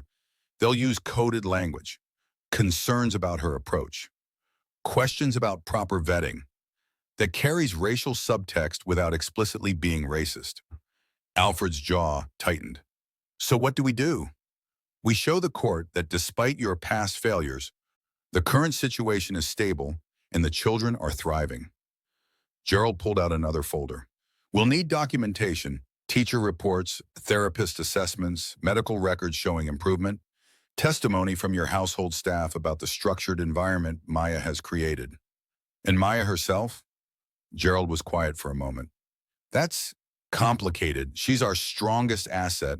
The children have improved dramatically under her care, but she's also our biggest vulnerability. The Westbrooks will attack her credibility, her judgment, her relationship with you. What are you suggesting? That Maya might want to distance herself until after the hearing. Not permanently, just no. Alfred's voice was sharp. I'm not asking her to step aside to make my case easier. Alfred, those children have already lost their mother. They've been through 17 nannies. They finally found stability with Maya. I won't take that away from them to protect myself legally. Gerald sighed. Then we prepare her for what's coming. Because Alfred, they were going to destroy her on the stand. Her credentials, her judgment, the bedroom incident. They'll make her look unqualified at best, opportunistic at worst. Are you willing to put her through that? I'm not willing to, but I'll ask if she is. Maya was in the kitchen preparing lunch when Alfred found her the next morning. The children were at school. One of the mornings she handled drop-off so he could work. We need to talk, he said, privately. They went to a study. Alfred handed her the custody petition without preamble.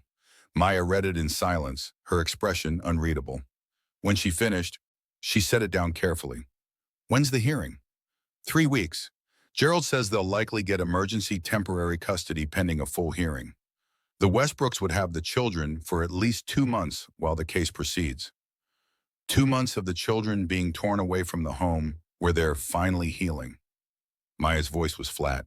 2 months of their routines being disrupted, their progress potentially reversed. Gerald suggested you might want to distance yourself until after. No. Maya, you should know what you're agreeing to. They're going to attack you. Your credentials, your judgment, the bedroom incident. They'll use language that questions your competence, your motivations, possibly your character. Because I'm black. Alfred winced but didn't deny it. They won't say it explicitly, but yes. Gerald says they'll use coded language. Concerns about her unconventional approach. Questions about proper vetting, making you sound unqualified without explicitly being discriminatory. Maya stood, walked to the window, stared out at the garden where she'd taught the children to plant flowers. And if I step aside, what happens to Madison, Mark, and Matthew? Gerald thinks without you as a complicating factor, I have a better chance of keeping them. My therapy attendance, the family dinners, the changes I've made, those changes happened because I forced them to, because I set conditions and held you accountable. She turned to face him. Mr. Jonah, be honest. If I step aside and you keep the children, do you think you can maintain what we've built without me there to structure what?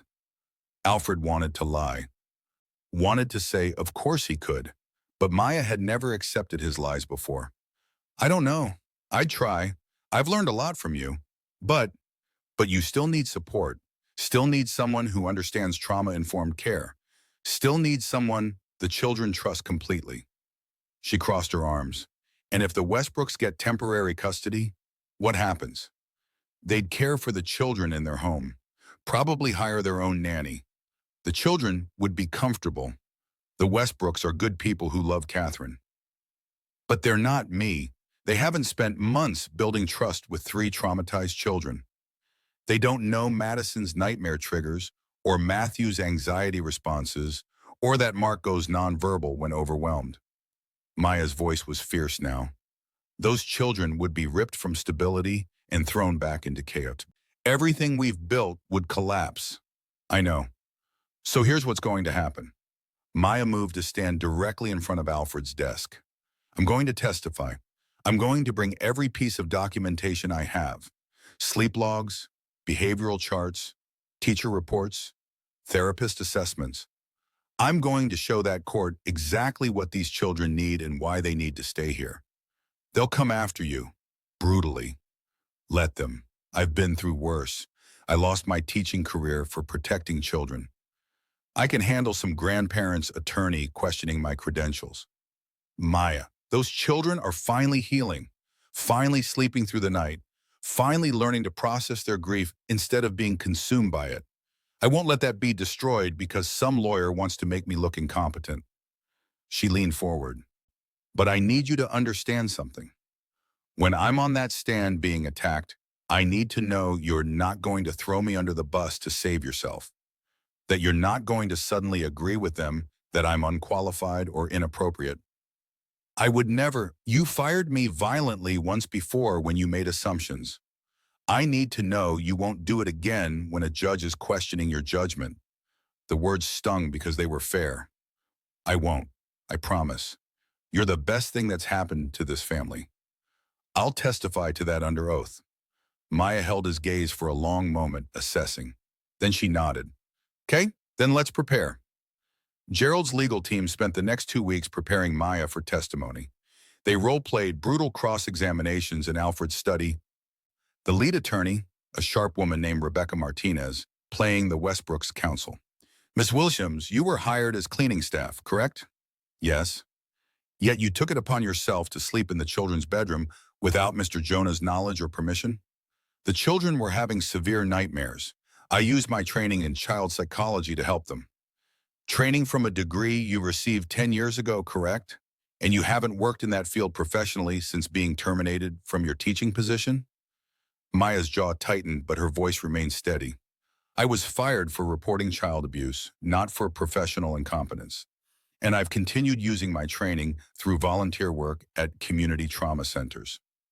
Volunteer work? Rebecca made it sound dismissive. Ms. Williams, do you hold any current professional licenses in childcare, therapy, or counseling? No. So you're essentially an unlicensed individual providing what you call therapeutic care to traumatized children. Would that be accurate? I'm a trained professional with a degree in child psychology providing evidence-based care that has been remarkably effective, as documented by. We'll get to documentation later. Right now, I'm asking about credentials. You have none, correct? I have a degree, training, and 8 years of experience working with traumatized children. Rebecca nodded, making notes. Good. You stayed calm, you didn't get defensive, but expect them to keep hammering on credentials, on the bedroom incident, on the fact that you were hired as cleaning staff. They'll try to make you seem unqualified and opportunistic. I am qualified. The children's progress proves that. Yes, which is why you need to keep bringing it back to outcomes, to the data, to the documented improvement. Rebecca pulled out another folder. Now let's talk about the viral video. When you told Mr. Jonah that his money couldn't fix what his prejudice broke, I was speaking truth. I know, but the Westbrook's attorney will suggest you were being inflammatory, that you made a private matter public, that you showed poor judgment in allowing the confrontation to be recorded. I didn't allow it. People had their phones out. And I wasn't going to let him apologize privately when he needed to hear publicly why what he did was wrong. They'll say that shows you prioritize being right over the children's best interests. Maya looked at Rebecca steadily. The children's best interests required their father to understand his prejudice and change his behavior. That's exactly what happened. If I'd accepted a private apology and pretended everything was fine, he wouldn't have done the work he's done. Rebecca smiled slightly. That's good. Use that. Frame everything in terms of what the children needed. They worked through scenario after scenario. The bedroom incident, her employment history, her relationship with Alfred, the unconventional methods. Each potential attack, each loaded question, each attempt to make her seem unqualified or inappropriate. By the end of 2 weeks, Maya was exhausted but prepared. Alfred watched her practice answering impossible questions with grace and precision and felt his respect for her deepen even further. 3 days before the hearing, Alfred received the Westbrooks' full brief. Gerald brought it over personally. You need to read this, he said quietly. All of it, because it's going to be ugly. Alfred read. The Westbrooks painted themselves as heartbroken grandparents watching their son-in-law fail spectacularly at the most basic parenting tasks. They detailed his absence during Catherine's illness, the long work hours, the business trips, the way he delegated his children's care even before their mother died. They cited the 17 nannies as evidence of inability to create stability. They included testimony from several of those nannies describing chaotic mornings, screaming children, Alfred's absence. Then they got to Maya. The respondent's current reliance on Ms. Maya Williams raises significant concerns. Ms. Williams was initially employed as cleaning staff, a position requiring no child care credentials. She was subsequently found in respondent's bed with the minor children under circumstances that, at minimum, show poor judgment. Ms. Williams' background is concerning. She was terminated from her teaching position at Riverside Elementary School. While she claims this termination was for whistleblowing, school district records indicate concerns about her judgment and approach. She currently holds no professional licenses in childcare, therapy, or counseling. Additionally, Ms. Williams' public confrontation with respondent, captured on video and viewed over 1 million times, demonstrates questionable judgment. She made private family matters public, knowing the children might someday see that footage.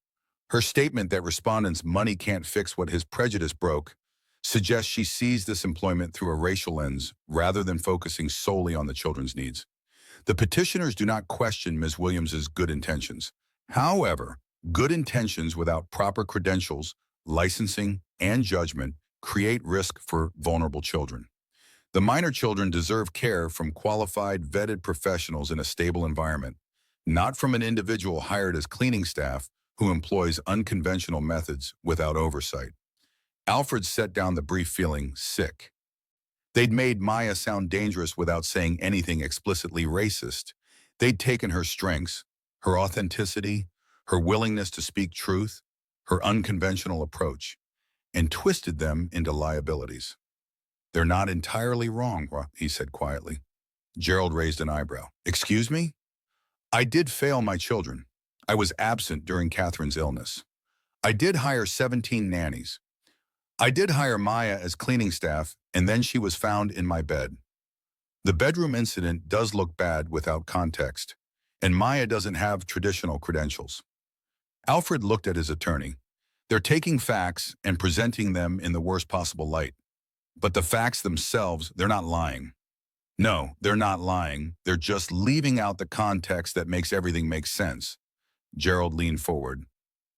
Which is why our job is to provide that context, to show that yes, you failed initially, but you've changed dramatically. To show that yes, Maya has an unconventional background, but her methods work. To let the children's improvement speak for itself. Will it be enough? I don't know, but Alfred, you need to prepare yourself for the possibility that the Westbrooks might win temporary custody. That the children might be removed from your home for 2 months or more while this plays out. Alfred thought about the triplets, about Madison asking if Maya would be their forever person, about Matthew's anxiety finally under control, about Mark speaking again, initiating conversations, trusting that adults would stay. If they're removed from temporary custody, that the children might be removed from your home for 2 months or more while this plays out. Alfred thought about the triplets, about Madison asking if Maya would be their forever person, about Matthew's anxiety finally under control, about Mark speaking again, initiating conversations, trusting that adults would stay. If they're removed, it could destroy everything we've built. I know. Maya knows it too. That's why she's willing to testify even knowing they'll attack her. She's brave. She's more than that. Alfred stood, walked to the window where Maya had stood when she'd agreed to testify. She's exactly what those children need, and I'll be damned if I let some attorney make her sound like anything less. Gerald gathered his papers. Then let's make sure the court sees what you see. Let's show them Maya Williams isn't a liability. She's the reason your children are healing. The hearing was in 3 days, and everything Alfred had fought to build, every moment of presence, every family dinner, every morning routine, would be judged by strangers who'd decide if he was worthy of keeping his children, or if his past failures meant they deserved a fresh start with grandparents who'd never grabbed anyone's arm on video, never fired 17 nannies, never made the catastrophic mistakes that Alfred was still learning to live with. The courtroom was smaller than Alfred had expected. Family court lacked the grandeur of the civil courts where he'd testified in business disputes. No soaring ceilings or mahogany paneling. Just fluorescent lights, worn carpet, and a judge's bench that had seen thousands of families torn apart and stitched back together. Judge Margaret Thornton entered at exactly 9 a.m., a black woman in her early 60s with silver-threaded hair and eyes that suggested she'd heard every excuse and seen every manipulation. She settled into her chair and surveyed the room. This is a petition for emergency custody. I've reviewed the briefs from both parties. We'll hear opening statements, then testimony. Keep it focused. I care about facts and the children's well-being, not theatrics. The Westbrooks attorney, Harrison Caldwell, stood first. Silver-haired, expensive suit, the kind of lawyer wealthy people hired when they wanted to win. Your Honor, my clients are heartbroken grandparents watching their grandchildren suffer. These children lost their mother 8 months ago, a devastating trauma that required stability, consistency, and qualified care. Instead, they received chaos. He clicked to a presentation slide showing a timeline. 17 nannies in 8 months, 17 different caregivers for 3 traumatized 5-year-olds. Most quit, several were fired. The children's behavioral problems escalated. Nightmares, anxiety, aggression at school. Another slide, a still frame from the viral video. Alfred's face contorted with anger as he confronted Maya. Then Mr. Jonah hired Maya Williams as cleaning staff. Ms. Williams subsequently took it upon herself to sleep in the children's bedroom without authorization, was later found in Mr. Jonah's bed with the children, and was fired in a violent confrontation captured on video. Mr. Jonah grabbed her arm hard enough to leave bruises, had her forcibly removed from the property. Caldwell paused for effect. Then inexplicably he rehired her. Not as a nanny with proper credentials, but as a child development specialist. A title that sounds professional, but masked the fact that Ms. Williams holds no current licenses in childcare therapy or counseling. She lost her teaching position under circumstances the school district found concerning. She has no traditional qualifications for the role she now plays in these children's lives. He clicked to another slide showing the bedroom where Maya had been found with the triplets. Your Honor, the petitioners don't question Ms. Williams's good intentions. But good intentions without oversight, without credentials, without proper vetting, put vulnerable children at risk. These children deserve stability. They deserve qualified care. They deserve grandparent who can provide what their father, despite his resources, has failed to provide: a safe, consistent, professionally managed home environment. Gerald stood for the defense, his approach quieter but no less forceful. Your Honor, Mr. Caldwell is correct that Alfred Jonah made mistakes, serious mistakes. He hired and fired 17 nannies because none of them understood what his children actually needed. Not behavioral modification, but trauma-informed care. He fired Maya Williams in a moment of panic and prejudice that he deeply regrets and has worked extensively to address. Gerald presented his own evidence: behavioral charts showing dramatic improvement, teacher testimonials, therapist reports, medical records documenting the children's progress. But the question before this court isn't whether Mr. Jonah was perfect. It's whether the children are safe, stable, and healing now. And Your Honor, the evidence is unequivocal.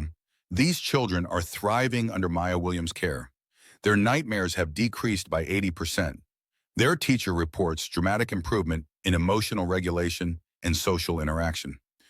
Their therapist, a licensed professional who works with them weekly, describes their progress as remarkable.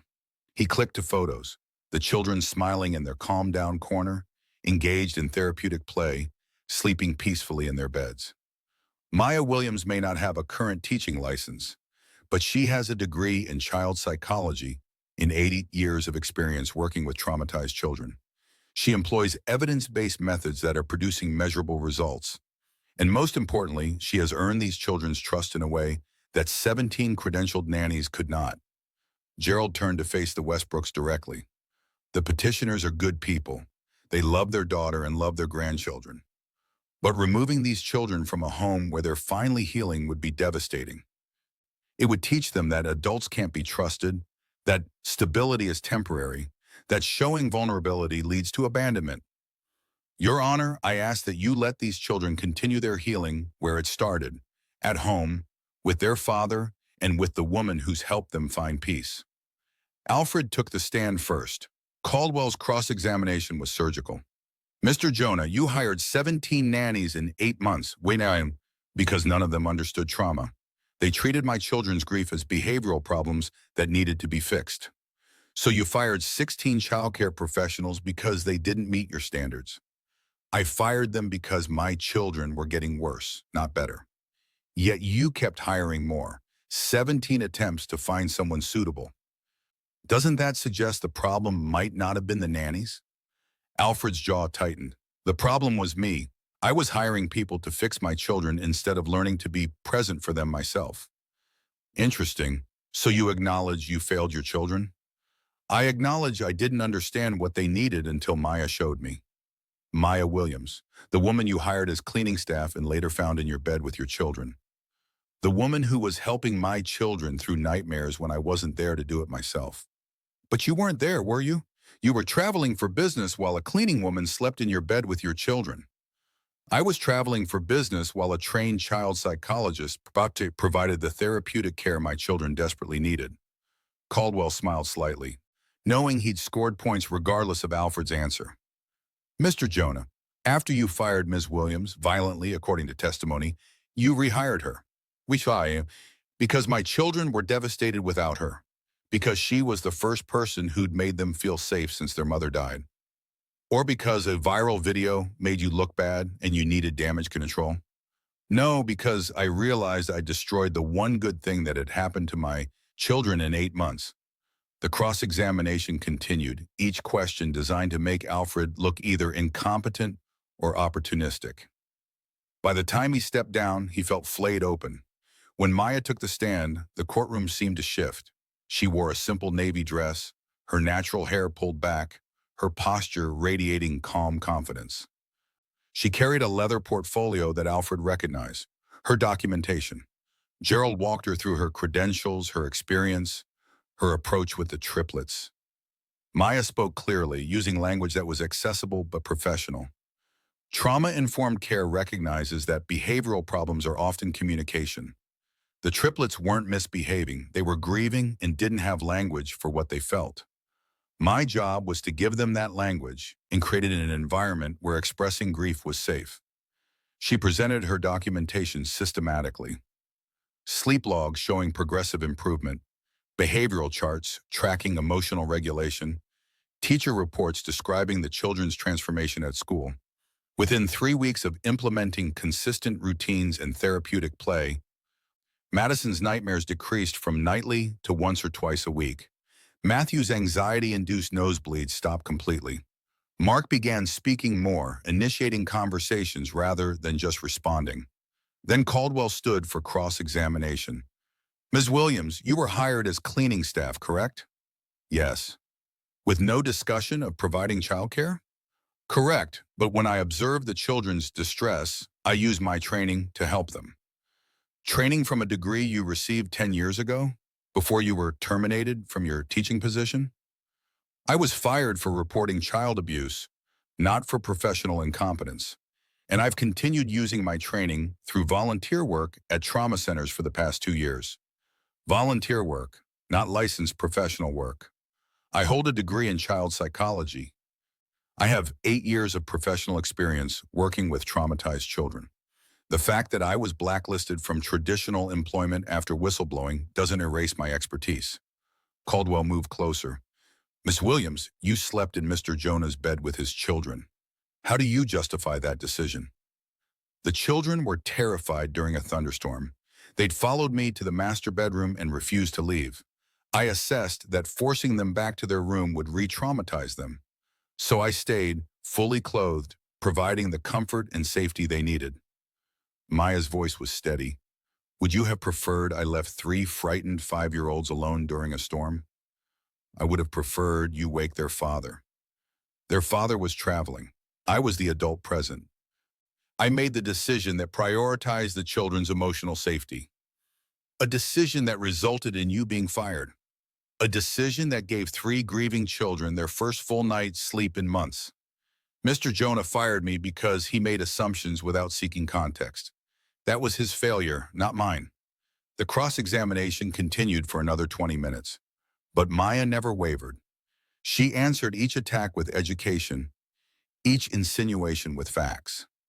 By the time Caldwell sat down, it was clear he hadn't shaken her. During the lunch recess, something unexpected happened. The bailiff approached Gerald. "The children are asking to speak to the judge, all 3 of them. They say they have something important to tell her." Judge Thornton agreed to see them in chambers. Children of 5 were too young for formal testimony. But the judge could hear them informally with all attorneys present. Alfred and Maya waited in the hallway while the triplets went in with both legal teams. Through the closed door, they could hear murmured voices, but not words. "What are they saying?" Alfred asked Mrs. Chen, who'd brought the children to court. "I don't know. They asked the bailiff themselves. Said they needed to talk to the judge about Miss Maya." 25 minutes passed. Then the doors opened. Caldwell emerged looking shaken. Gerald followed, fighting a smile. "What happened?" Alfred demanded. "The children happened," Gerald said quietly. "Wait for the ruling." Judge Thornton reconvened court at 2 p.m. She had 3 pieces of paper in front of her, the children's drawings. "I've heard testimony from both parties. I've reviewed extensive documentation. And I've spoken with Madison, Mark, and Matthew Jonah in chambers." She held up the first drawing, dark scribbles, chaotic and angry. "This is how Madison drew her life before Maya. She said the dark is how she felt inside. Cared all the time. Alone even when people were around." She held up the second drawing, a house with stick figures, all smiling. 1 brown-skinned figure labeled Maya, 3 small figures labeled with the children's names, and a taller figure labeled Daddy. "This is after Maya. She said Maya taught them it's okay to be sad about their mommy. That feelings aren't bad, that they're safe even when they're scared." Judge Thornton looked at the Westbrooks. Your grandchildren told me they feel safe now, that Maya helps them understand their feelings, that their daddy is learning to be there, that they don't want to leave. She set down the drawings. Mr. and Mrs. Westbrook, I understand your concern. I acknowledge that Mr. Jonah made serious mistakes in the months following your daughter's death.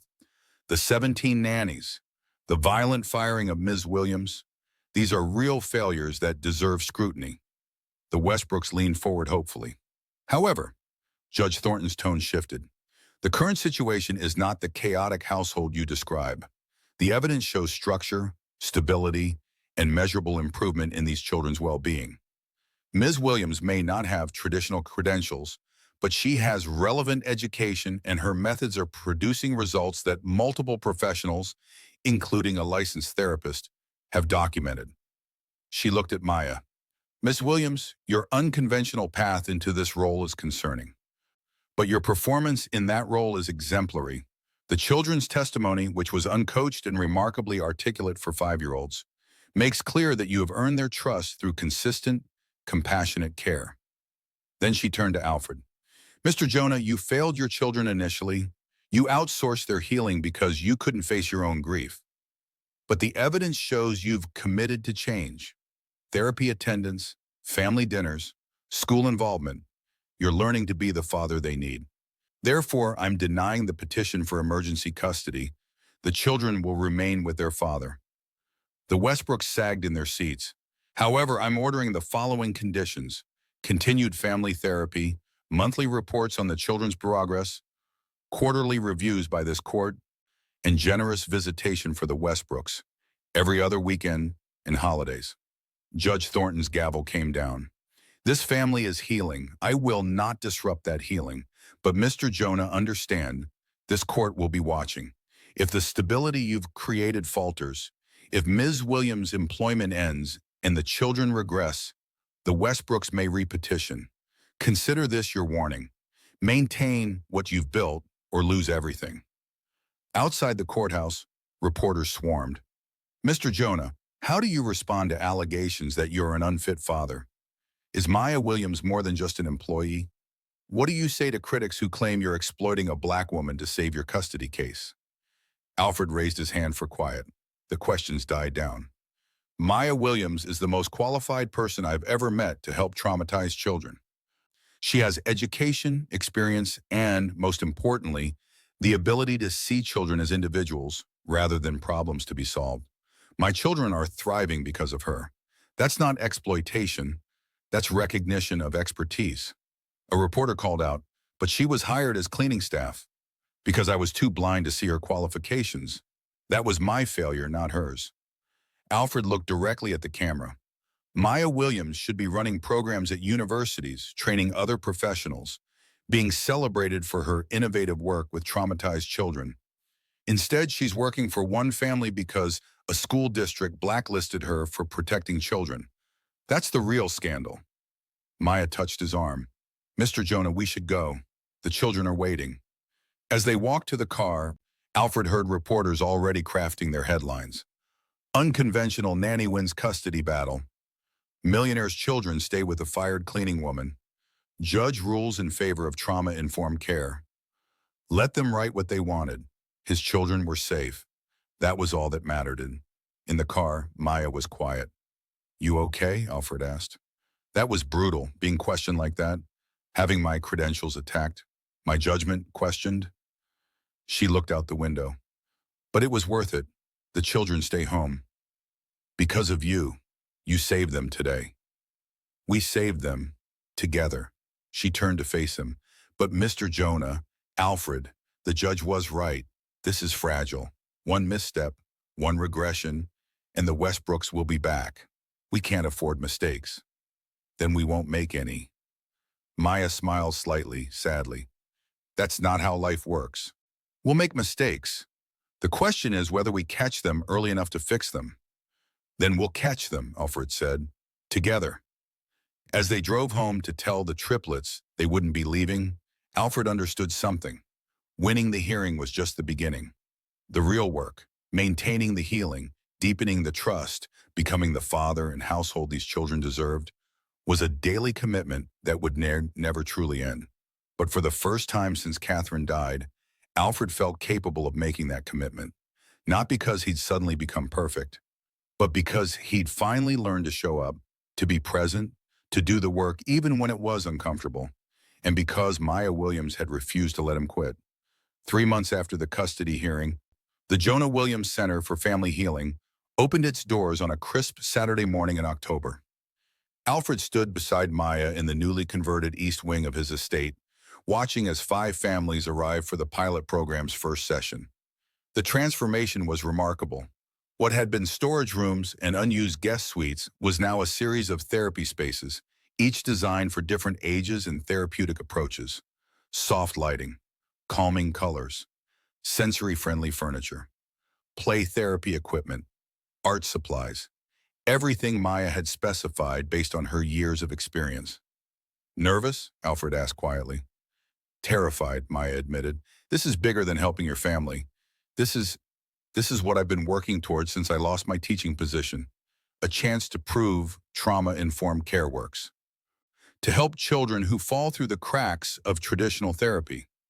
You've already proven it works. The triplets are evidence of that. One family isn't data. 5 families might be the beginning of data. She straightened her blazer, professional attire for a professional facility. But if we fail, if even one child regresses or one parent complains, the Westbrooks will use it to repetition for custody. Alfred understood the weight she was carrying. This wasn't just about helping other families. It was about protecting the family they'd built.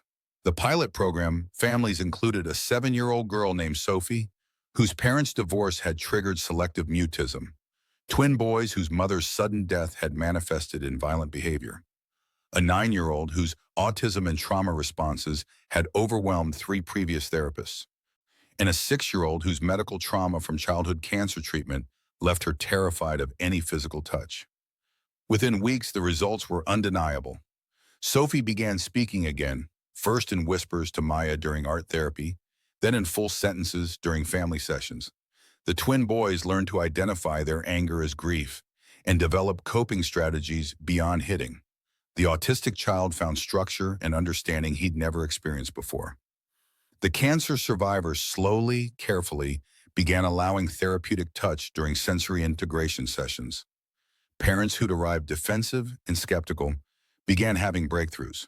A mother who'd been medicating her son's behavioral problems realized she'd been treating symptoms of her own unprocessed divorce trauma. A father who prided himself on tough love learned his approach was re-traumatizing his children instead of strengthening them.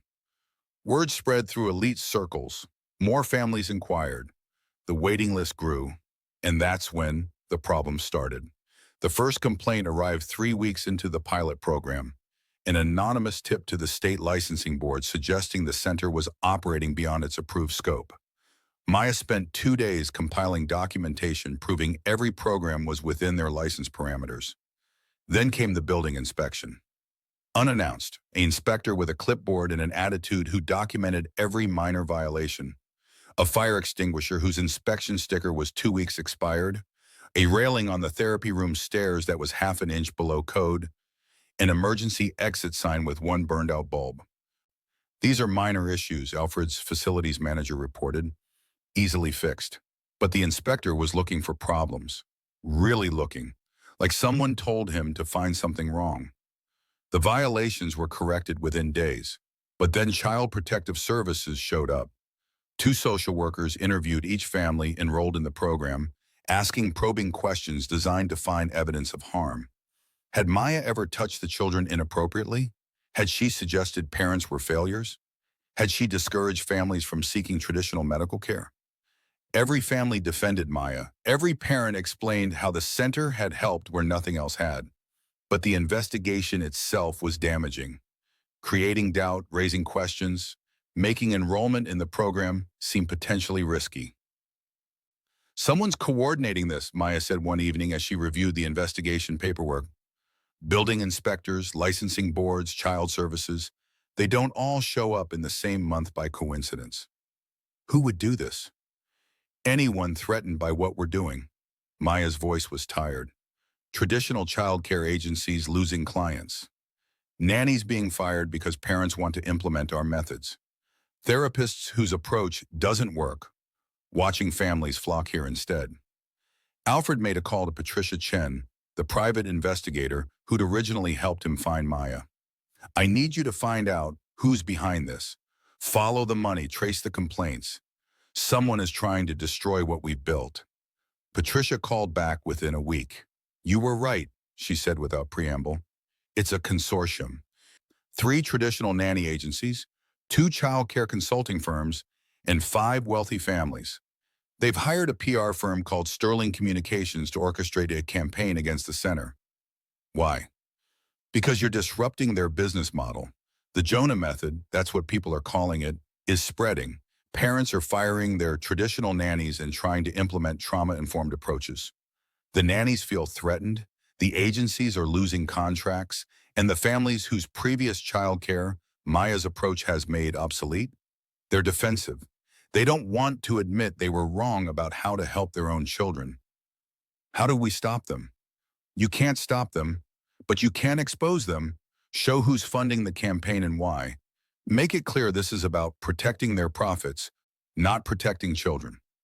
But before Patricia could finish her investigation, the media assault began.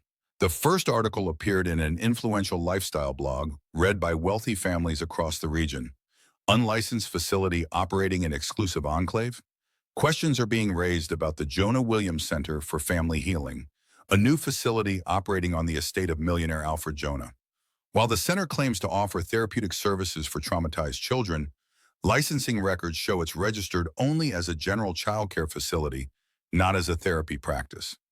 More concerning are questions about Maya Williams, the center's co-director. Ms. Williams was fired from her teaching position at Riverside Elementary School 2 years ago under circumstances the school district has declined to discuss in detail. She holds no current licenses in therapy, counseling, or social work, yet she provides what she calls trauma-informed care to vulnerable children. Several anonymous sources have expressed concern that the center operates with minimal oversight, that Ms. Williams' methods prioritize emotional validation over discipline and structure, and that parents are being discouraged from seeking traditional therapeutic approaches. Alfred read the article 3 times, rage building with each pass.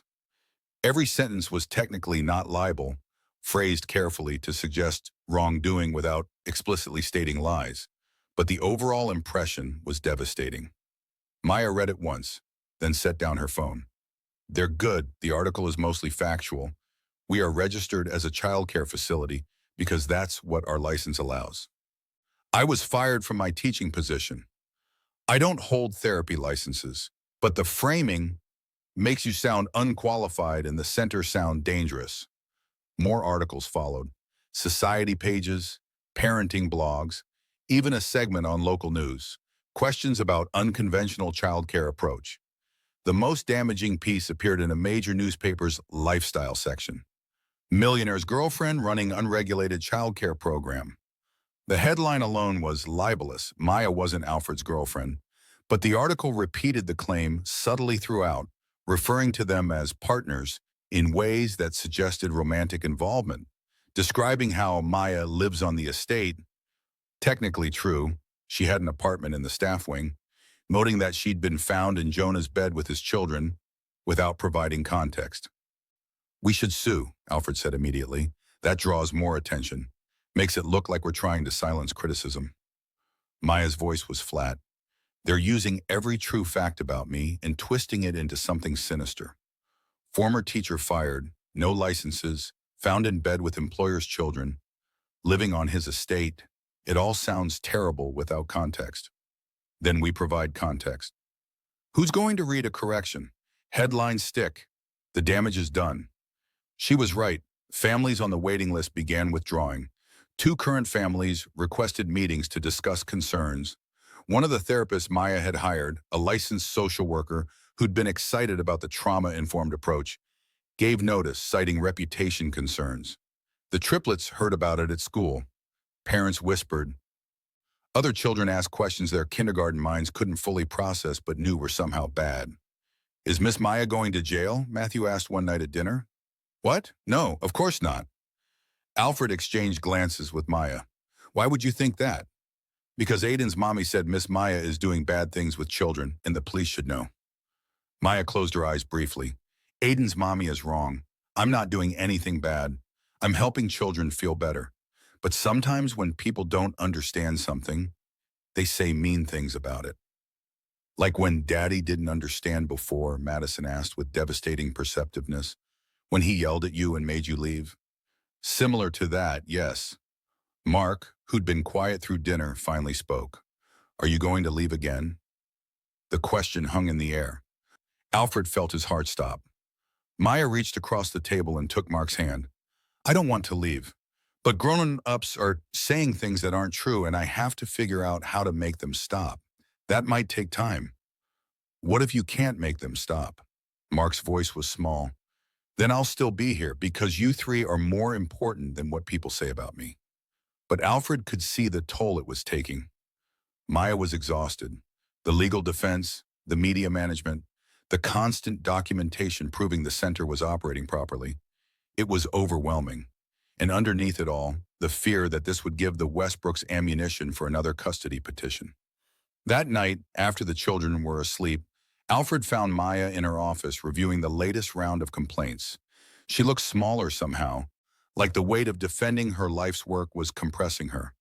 We can fight this, he said. Patricia has traced the funding. We can expose the consortium, show this is a coordinated attack. And then what? Maya looked up at him. We prove they're trying to sabotage us. They prove I was fired from teaching, that I don't have traditional credentials, that I was found in your bed. Both things can be true, Alfred. They can be attacking us unfairly, and I can be an easy target because of my background. You're not an easy target. You're remarkably qualified in unconventional ways, which makes people nervous, which makes me vulnerable. She set down the complaint form she'd been reading. Maybe the Westbrooks were right. Maybe I am a liability. Maybe the children would be safer if I... Don't. Alfred's voice was sharp. Don't finish that sentence. The children are safe because of you. They're healing because of you. Those families in our program, their children are thriving because of you. Don't let some PR campaign make you doubt that. But if staying costs you custody, then we fight for custody again. But Maya, I'm not losing you because some nanny agencies feel threatened. Those children downstairs need you. Those families in our program need you. He stopped himself. Maya looked at him steadily. You what? I need you. The admission felt huge. Not just for the children. For me. You've made me better. Made this family better. Made this house feel like a home instead of a museum. And I'll be damned if I let some coordinated sabotage campaign take that away. Before Maya could respond, Alfred's phone rang. Patricia. I've finished the investigation, she said, and you're going to want to schedule a press conference. Because one of the concerned parents quoted anonymously in that newspaper article, her husband owns Elite Nanny Services, the agency that's lost 12 clients to your center in the past 2 months. She's been feeding stories to Sterling Communications and paying them to place articles. Can you prove it? Email trails, financial transfers, the whole thing. She was sloppy because she didn't think anyone would investigate. Alfred looked at Maya. How do you feel about holding a press conference? I feel like I'd rather hide, but hiding doesn't protect the children or the families we're serving. She straightened her shoulders. Let's expose this. And let's make it clear that attacks on trauma-informed care are attacks on children who need help. You sure? Maya pulled up the latest article on her phone, the one calling her Alfred's girlfriend, suggesting impropriety, questioning her qualifications without providing context.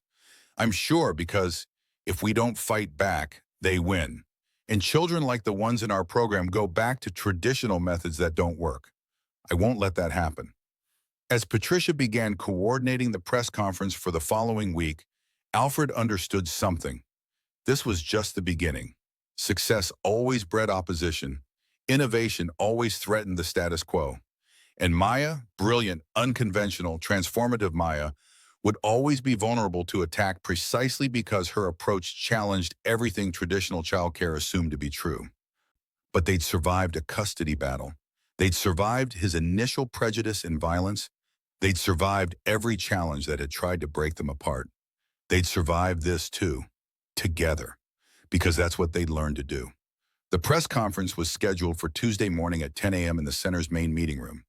Alfred's PR team had spent 3 days preparing, drafting statements, anticipating questions, coordinating with Patricia to ensure the evidence was presentable. By 9:45, the room was packed. Local news stations, education reporters, parenting bloggers, even a crew from a national morning show that had picked up the story. The narrative of Millionaire's unqualified girlfriend running questionable childcare program had proven irresistible to media outlets looking for controversy. Alfred stood backstage with Maya, reviewing his prepared statement one final time. "You don't have to do this," he said quietly. "I can handle the press conference. Present the evidence, defend the center. While I hide in the background." Maya shook her head. "No, this is my methodology being attacked, my credentials being questioned, my life's work being called into question. I need to face this directly. They're going to be brutal. I know, but I've been through worse." She straightened her blazer, the same navy one she'd worn to the custody hearing. "And this time, I have evidence. Data. Families who will speak truth. We're not defending ourselves. We're exposing the attack for what it is." At 10 a.m. sharp, Alfred walked to the podium. The room quieted, cameras focusing, reporters readying their questions. "Thank you for coming," Alfred began. "I prepared a statement addressing recent allegations about the Jonah Williams Center. But before I read it, I'd like to turn the microphone over to Maya Williams, co-director of the center and the person whose expertise has been so unfairly maligned." He stepped aside. Maya moved to the podium, and Alfred saw several reporters exchange glances. They'd expected defensive corporate spin, not direct confrontation. "Good morning," Maya said, her voice calm and clear. "My name is Maya Williams. I hold a bachelor's degree in child psychology. I worked as a school counselor for 6 years before being fired for reporting child abuse. I was blacklisted from traditional education for protecting children. That's my background. Those are the facts that have been twisted into suggesting I'm unqualified or dangerous." She clicked to her first slide, a diagram of the brain's trauma response. "I'm not here to defend myself. I'm here to educate you about trauma-informed care and why it works when traditional approaches fail. When a child experiences trauma, death of a parent, divorce, abuse, medical crisis, their brain's stress response system becomes dysregulated. Traditional childcare approaches that emphasize discipline and behavior modification don't address this neurological reality. They treat symptoms while ignoring causes." For 20 minutes, Maya walked the room through the research, the neuroscience of trauma, the importance of co-regulation, the data showing trauma-informed approaches produce better outcomes than traditional behavioral interventions. She cited studies, named researchers, presented methodology with clinical precision. Then she shifted to results. "The Jonah Williams Center has worked with 5 families in our pilot program. Every child showed measurable improvement within 4 weeks, documented by licensed therapists, pediatricians, and teachers. Sleep improved, anxiety decreased, behavioral incidents at school dropped by an average of 73%. These aren't anecdotes. These are outcomes tracked by credentialed professionals." She addressed each attack directly. The unlicensed facility claim, "We hold all required licenses for our scope of operation. Building inspectors found minor violations, an expired fire extinguisher inspection, a railing half an inch below code. We corrected these within 48 hours and invited reinspection. Those violations had nothing to do with our therapeutic methodology or the safety of children in our care." The suggestion she was unqualified. "I have education, experience, and most importantly, results. Traditional credentials haven't helped the children in our program. Multiple families had cycled through licensed therapists before coming to us. The question isn't whether I have the right pieces of paper. It's whether I can help traumatized children heal. The data says I can." The insinuation about her relationship with Alfred, Mr. Jonah and I are professional partners. We co-direct this center. We are not romantically involved. That narrative was created to make our work seem improper rather than innovative. Maya set down her notes and looked directly at the cameras. I was found in Mr. Jonah's bed with his children because they were terrified during a thunderstorm, and I prioritized their emotional safety over appearances. I was fired for that decision and then rehired when Mr. Jonah realized his children needed trauma-informed care more than they needed someone who followed traditional rules. That's not a scandal. That's exactly what responsive caregiving looks like. Then she stepped aside. But you don't have to take my word for it. Let's hear from the families whose children we serve. Carolyn Harding stood first, her 6-year-old daughter, Sophie, beside her. The reporters recognized Caroline. Her family owned one of the region's largest real estate development firms. Her husband sat on 3 corporate boards. They were exactly the kind of wealthy, influential people whose endorsement mattered. My daughter stopped speaking after my divorce, Carolyn said, her voice shaking slightly. For 6 months, Sophie was completely silent. We tried 2 therapists, a psychiatrist, medications. Nothing helped. Within 3 weeks at the Jonah Williams Center, Sophie spoke her first words. Now she talks constantly. She laughs. She's healing. Sophie tugged her mother's sleeve and whispered something. Caroline smiled. Sophie wants to say something. The little girl approached the microphone and someone adjusted it down to her height. Miss Maya taught me that sometimes words are too hard, that it's okay to be quiet when you're sad. And then one day words weren't too hard anymore. Thank you, Miss Maya. The room was silent except for the soft click of cameras.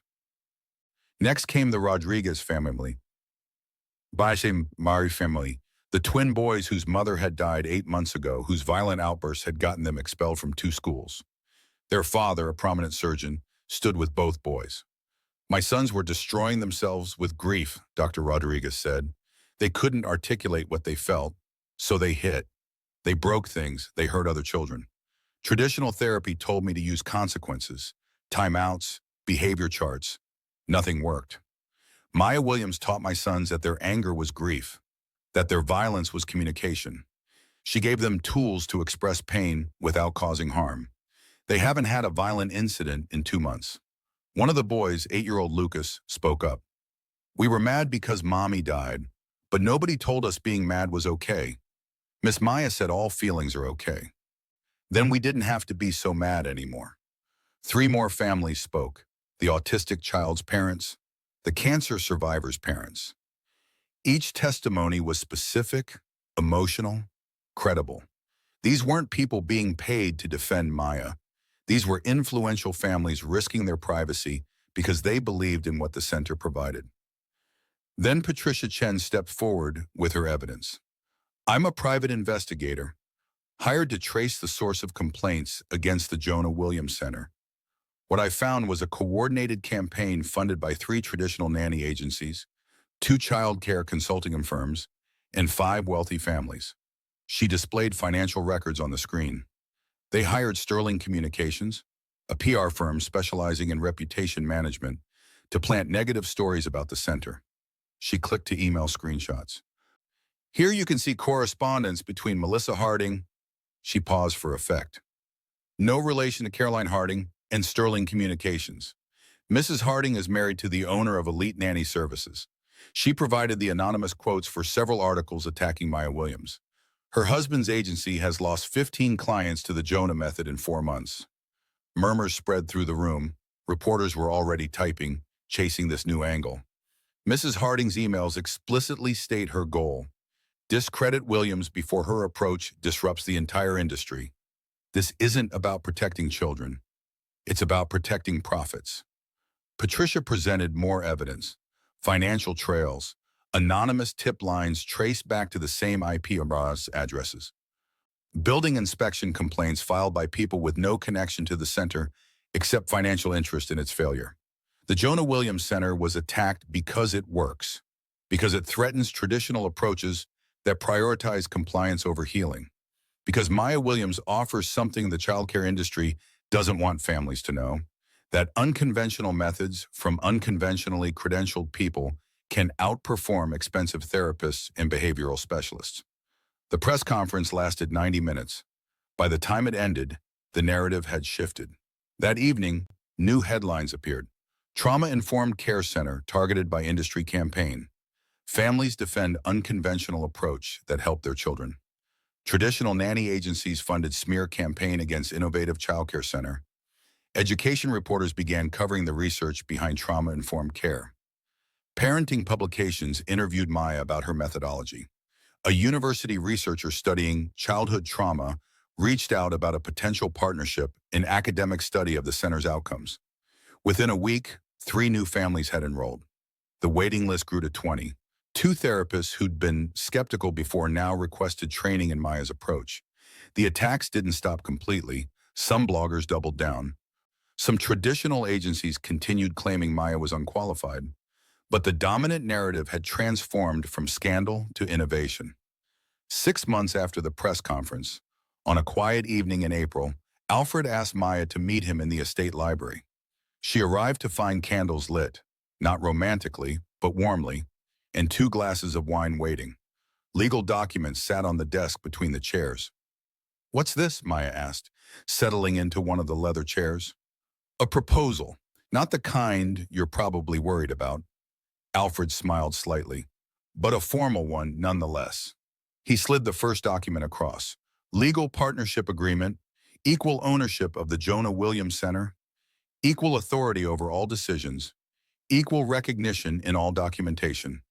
I've had my attorneys draw it up. You'd no longer be my employee. You'd be my partner. Truly. Maya scanned the document, her expression unreadable. Why now? Because it's what should have existed from the beginning. Because you've built something remarkable and you deserve full ownership of it. Because, Alfred paused, because I want you to know that I see you as an equal, not just professionally, in every way that matters. He pulled out a second document. This one wasn't legal paperwork. It was a letter, handwritten. You don't have to read this now, but I want you to have it, because I need to say something I've been afraid to say. Maya took the letter but didn't open it, just held it, looking at Alfred with those steady eyes that had always seen through him. "I'm in love with you," Alfred said simply. "I don't know when it happened. Maybe when you first told me those children needed a father, not another employee. Maybe when you stood on that witness stand and refused to let the Westbrooks attorney make you seem small. Maybe it was gradual, watching you with the triplets, seeing you educate parents, witnessing your grace under impossible pressure." Maya's expression didn't change. She just listened. "I'm not asking you to reciprocate. I'm not asking you to marry me or move into a different part of the house or change anything about our professional relationship. I just..." Alfred struggled for words. "I needed you to know that you're not just the person who saved my children. You're the person who showed me what it means to be present. To be honest, to choose growth over comfort. You made me better, made this family better. And somewhere in that process, I fell in love with you." Maya was quiet for a long moment. She set down the unopened letter, picked up her wine glass, took a slow sip. "I don't know what to say to that," she said finally. "You don't have to say anything." "I think I do, because Alfred, I need you to understand something." She set down the glass. "A year ago, you grabbed my arm and fired me violently. You made assumptions rooted in prejudice. You destroyed my trust. Since then, you've done everything right. Therapy, family dinners, being present, fighting for the center. You've changed dramatically. But a year isn't that long. And I've seen people change temporarily before. Seen them do the work just long enough to get what they want, then revert once they have it." Maya's voice was gentle but firm. "I care about you deeply. I respect what you've built. I see the father you've become. But I need to know that this version of you, the present, honest, growth-oriented version, is permanent. Not just something you're maintaining to keep me around. I understand. Do you? Because if I say yes to this," she gestured at the legal documents, "the unspoken romantic possibility, I'm committing not just to you, but to the triplets. I'm signing on for the long term. For school events and teenage drama and college decisions and everything that comes with being part of this family, I need to know you're ready for that. That this isn't about romance or gratitude or trying to make amends for past mistakes. Alfred leaned forward. What would it take for you to believe I'm ready? Time. Another year of consistency. Proof that your presence isn't dependent on my being here. That you'd be this father, this man, even if I wasn't the reward at the end. Maya smiled slightly. Ask me again in a year, after you've proven you can maintain what we've built. After you've shown the triplets that your presence isn't temporary. After you've done the work on yourself, not just for them or for me, but for you. It wasn't a rejection. It was a test of sustainability. Alfred understood that maybe for the first time, he was being asked to prove himself not through grand gestures or immediate results, but through the quiet, unglamorous work of sustained growth. I'll ask again in a year, he said, and I'll spend that year proving I'm worthy of a yes. Good. Maya picked up the partnership agreement. But I'll sign this now because professionally I trust you. We're partners in the work. The rest, she tapped the unopened letter. The rest we'll see. They signed the partnership agreement that night, witnessed by Mrs. Chen and the estate attorney. Equal partners, equal ownership, equal authority. And Alfred began the work of earning the rest. 2 years later, the auditorium at State University was packed for the spring commencement ceremony. Graduates in caps and gowns filled the floor seating. Family members crowded the balconies. The university president stood at the podium reading citations for honorary degree recipients.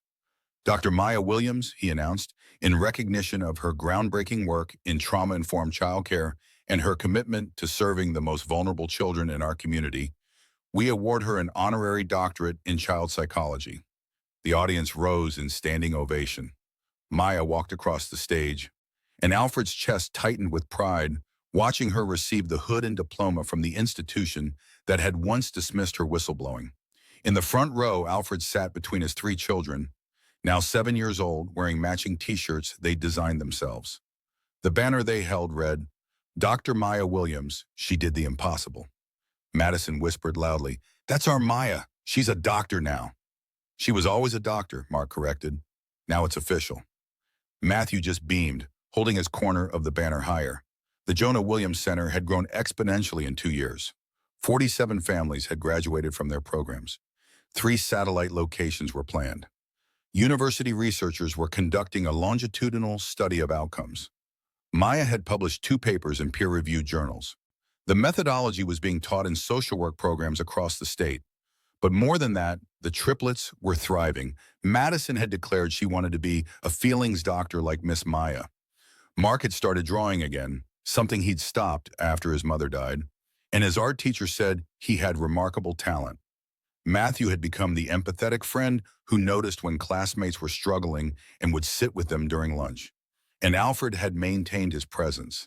Every family dinner, every school drop-off he'd committed to, every therapy session. Not because Maya required it, but because he'd learned those moments were where real fatherhood happened. After the ceremony, backstage in the faculty reception area, Alfred found Maya surrounded by well-wishers. He waited until there was a quiet moment. Dr. Williams, he said with a smile. Congratulations. Thank you. She looked genuinely happy, the kind of happiness that came from external validation finally matching internal knowledge of worth. It's been a year, Alfred said quietly. Maya raised an eyebrow. Has it? 14 months, actually. You said to ask again after a year. I gave you an extra 2 months just to be sure. To be sure of what? That I was asking for the right reasons. That I'd maintained everything you asked me to maintain. That I was ready. He took her hand. Maya Williams, I'm still in love with you. I've proven I can be the father my children need. I've built something with you that's bigger than either of us individually. I've done the work, not for you, not for them, but because it's who I want to be. Maya looked at their joined hands. At the children waving their banner in the auditorium. At the life they'd built together through struggle and growth and sustained commitment.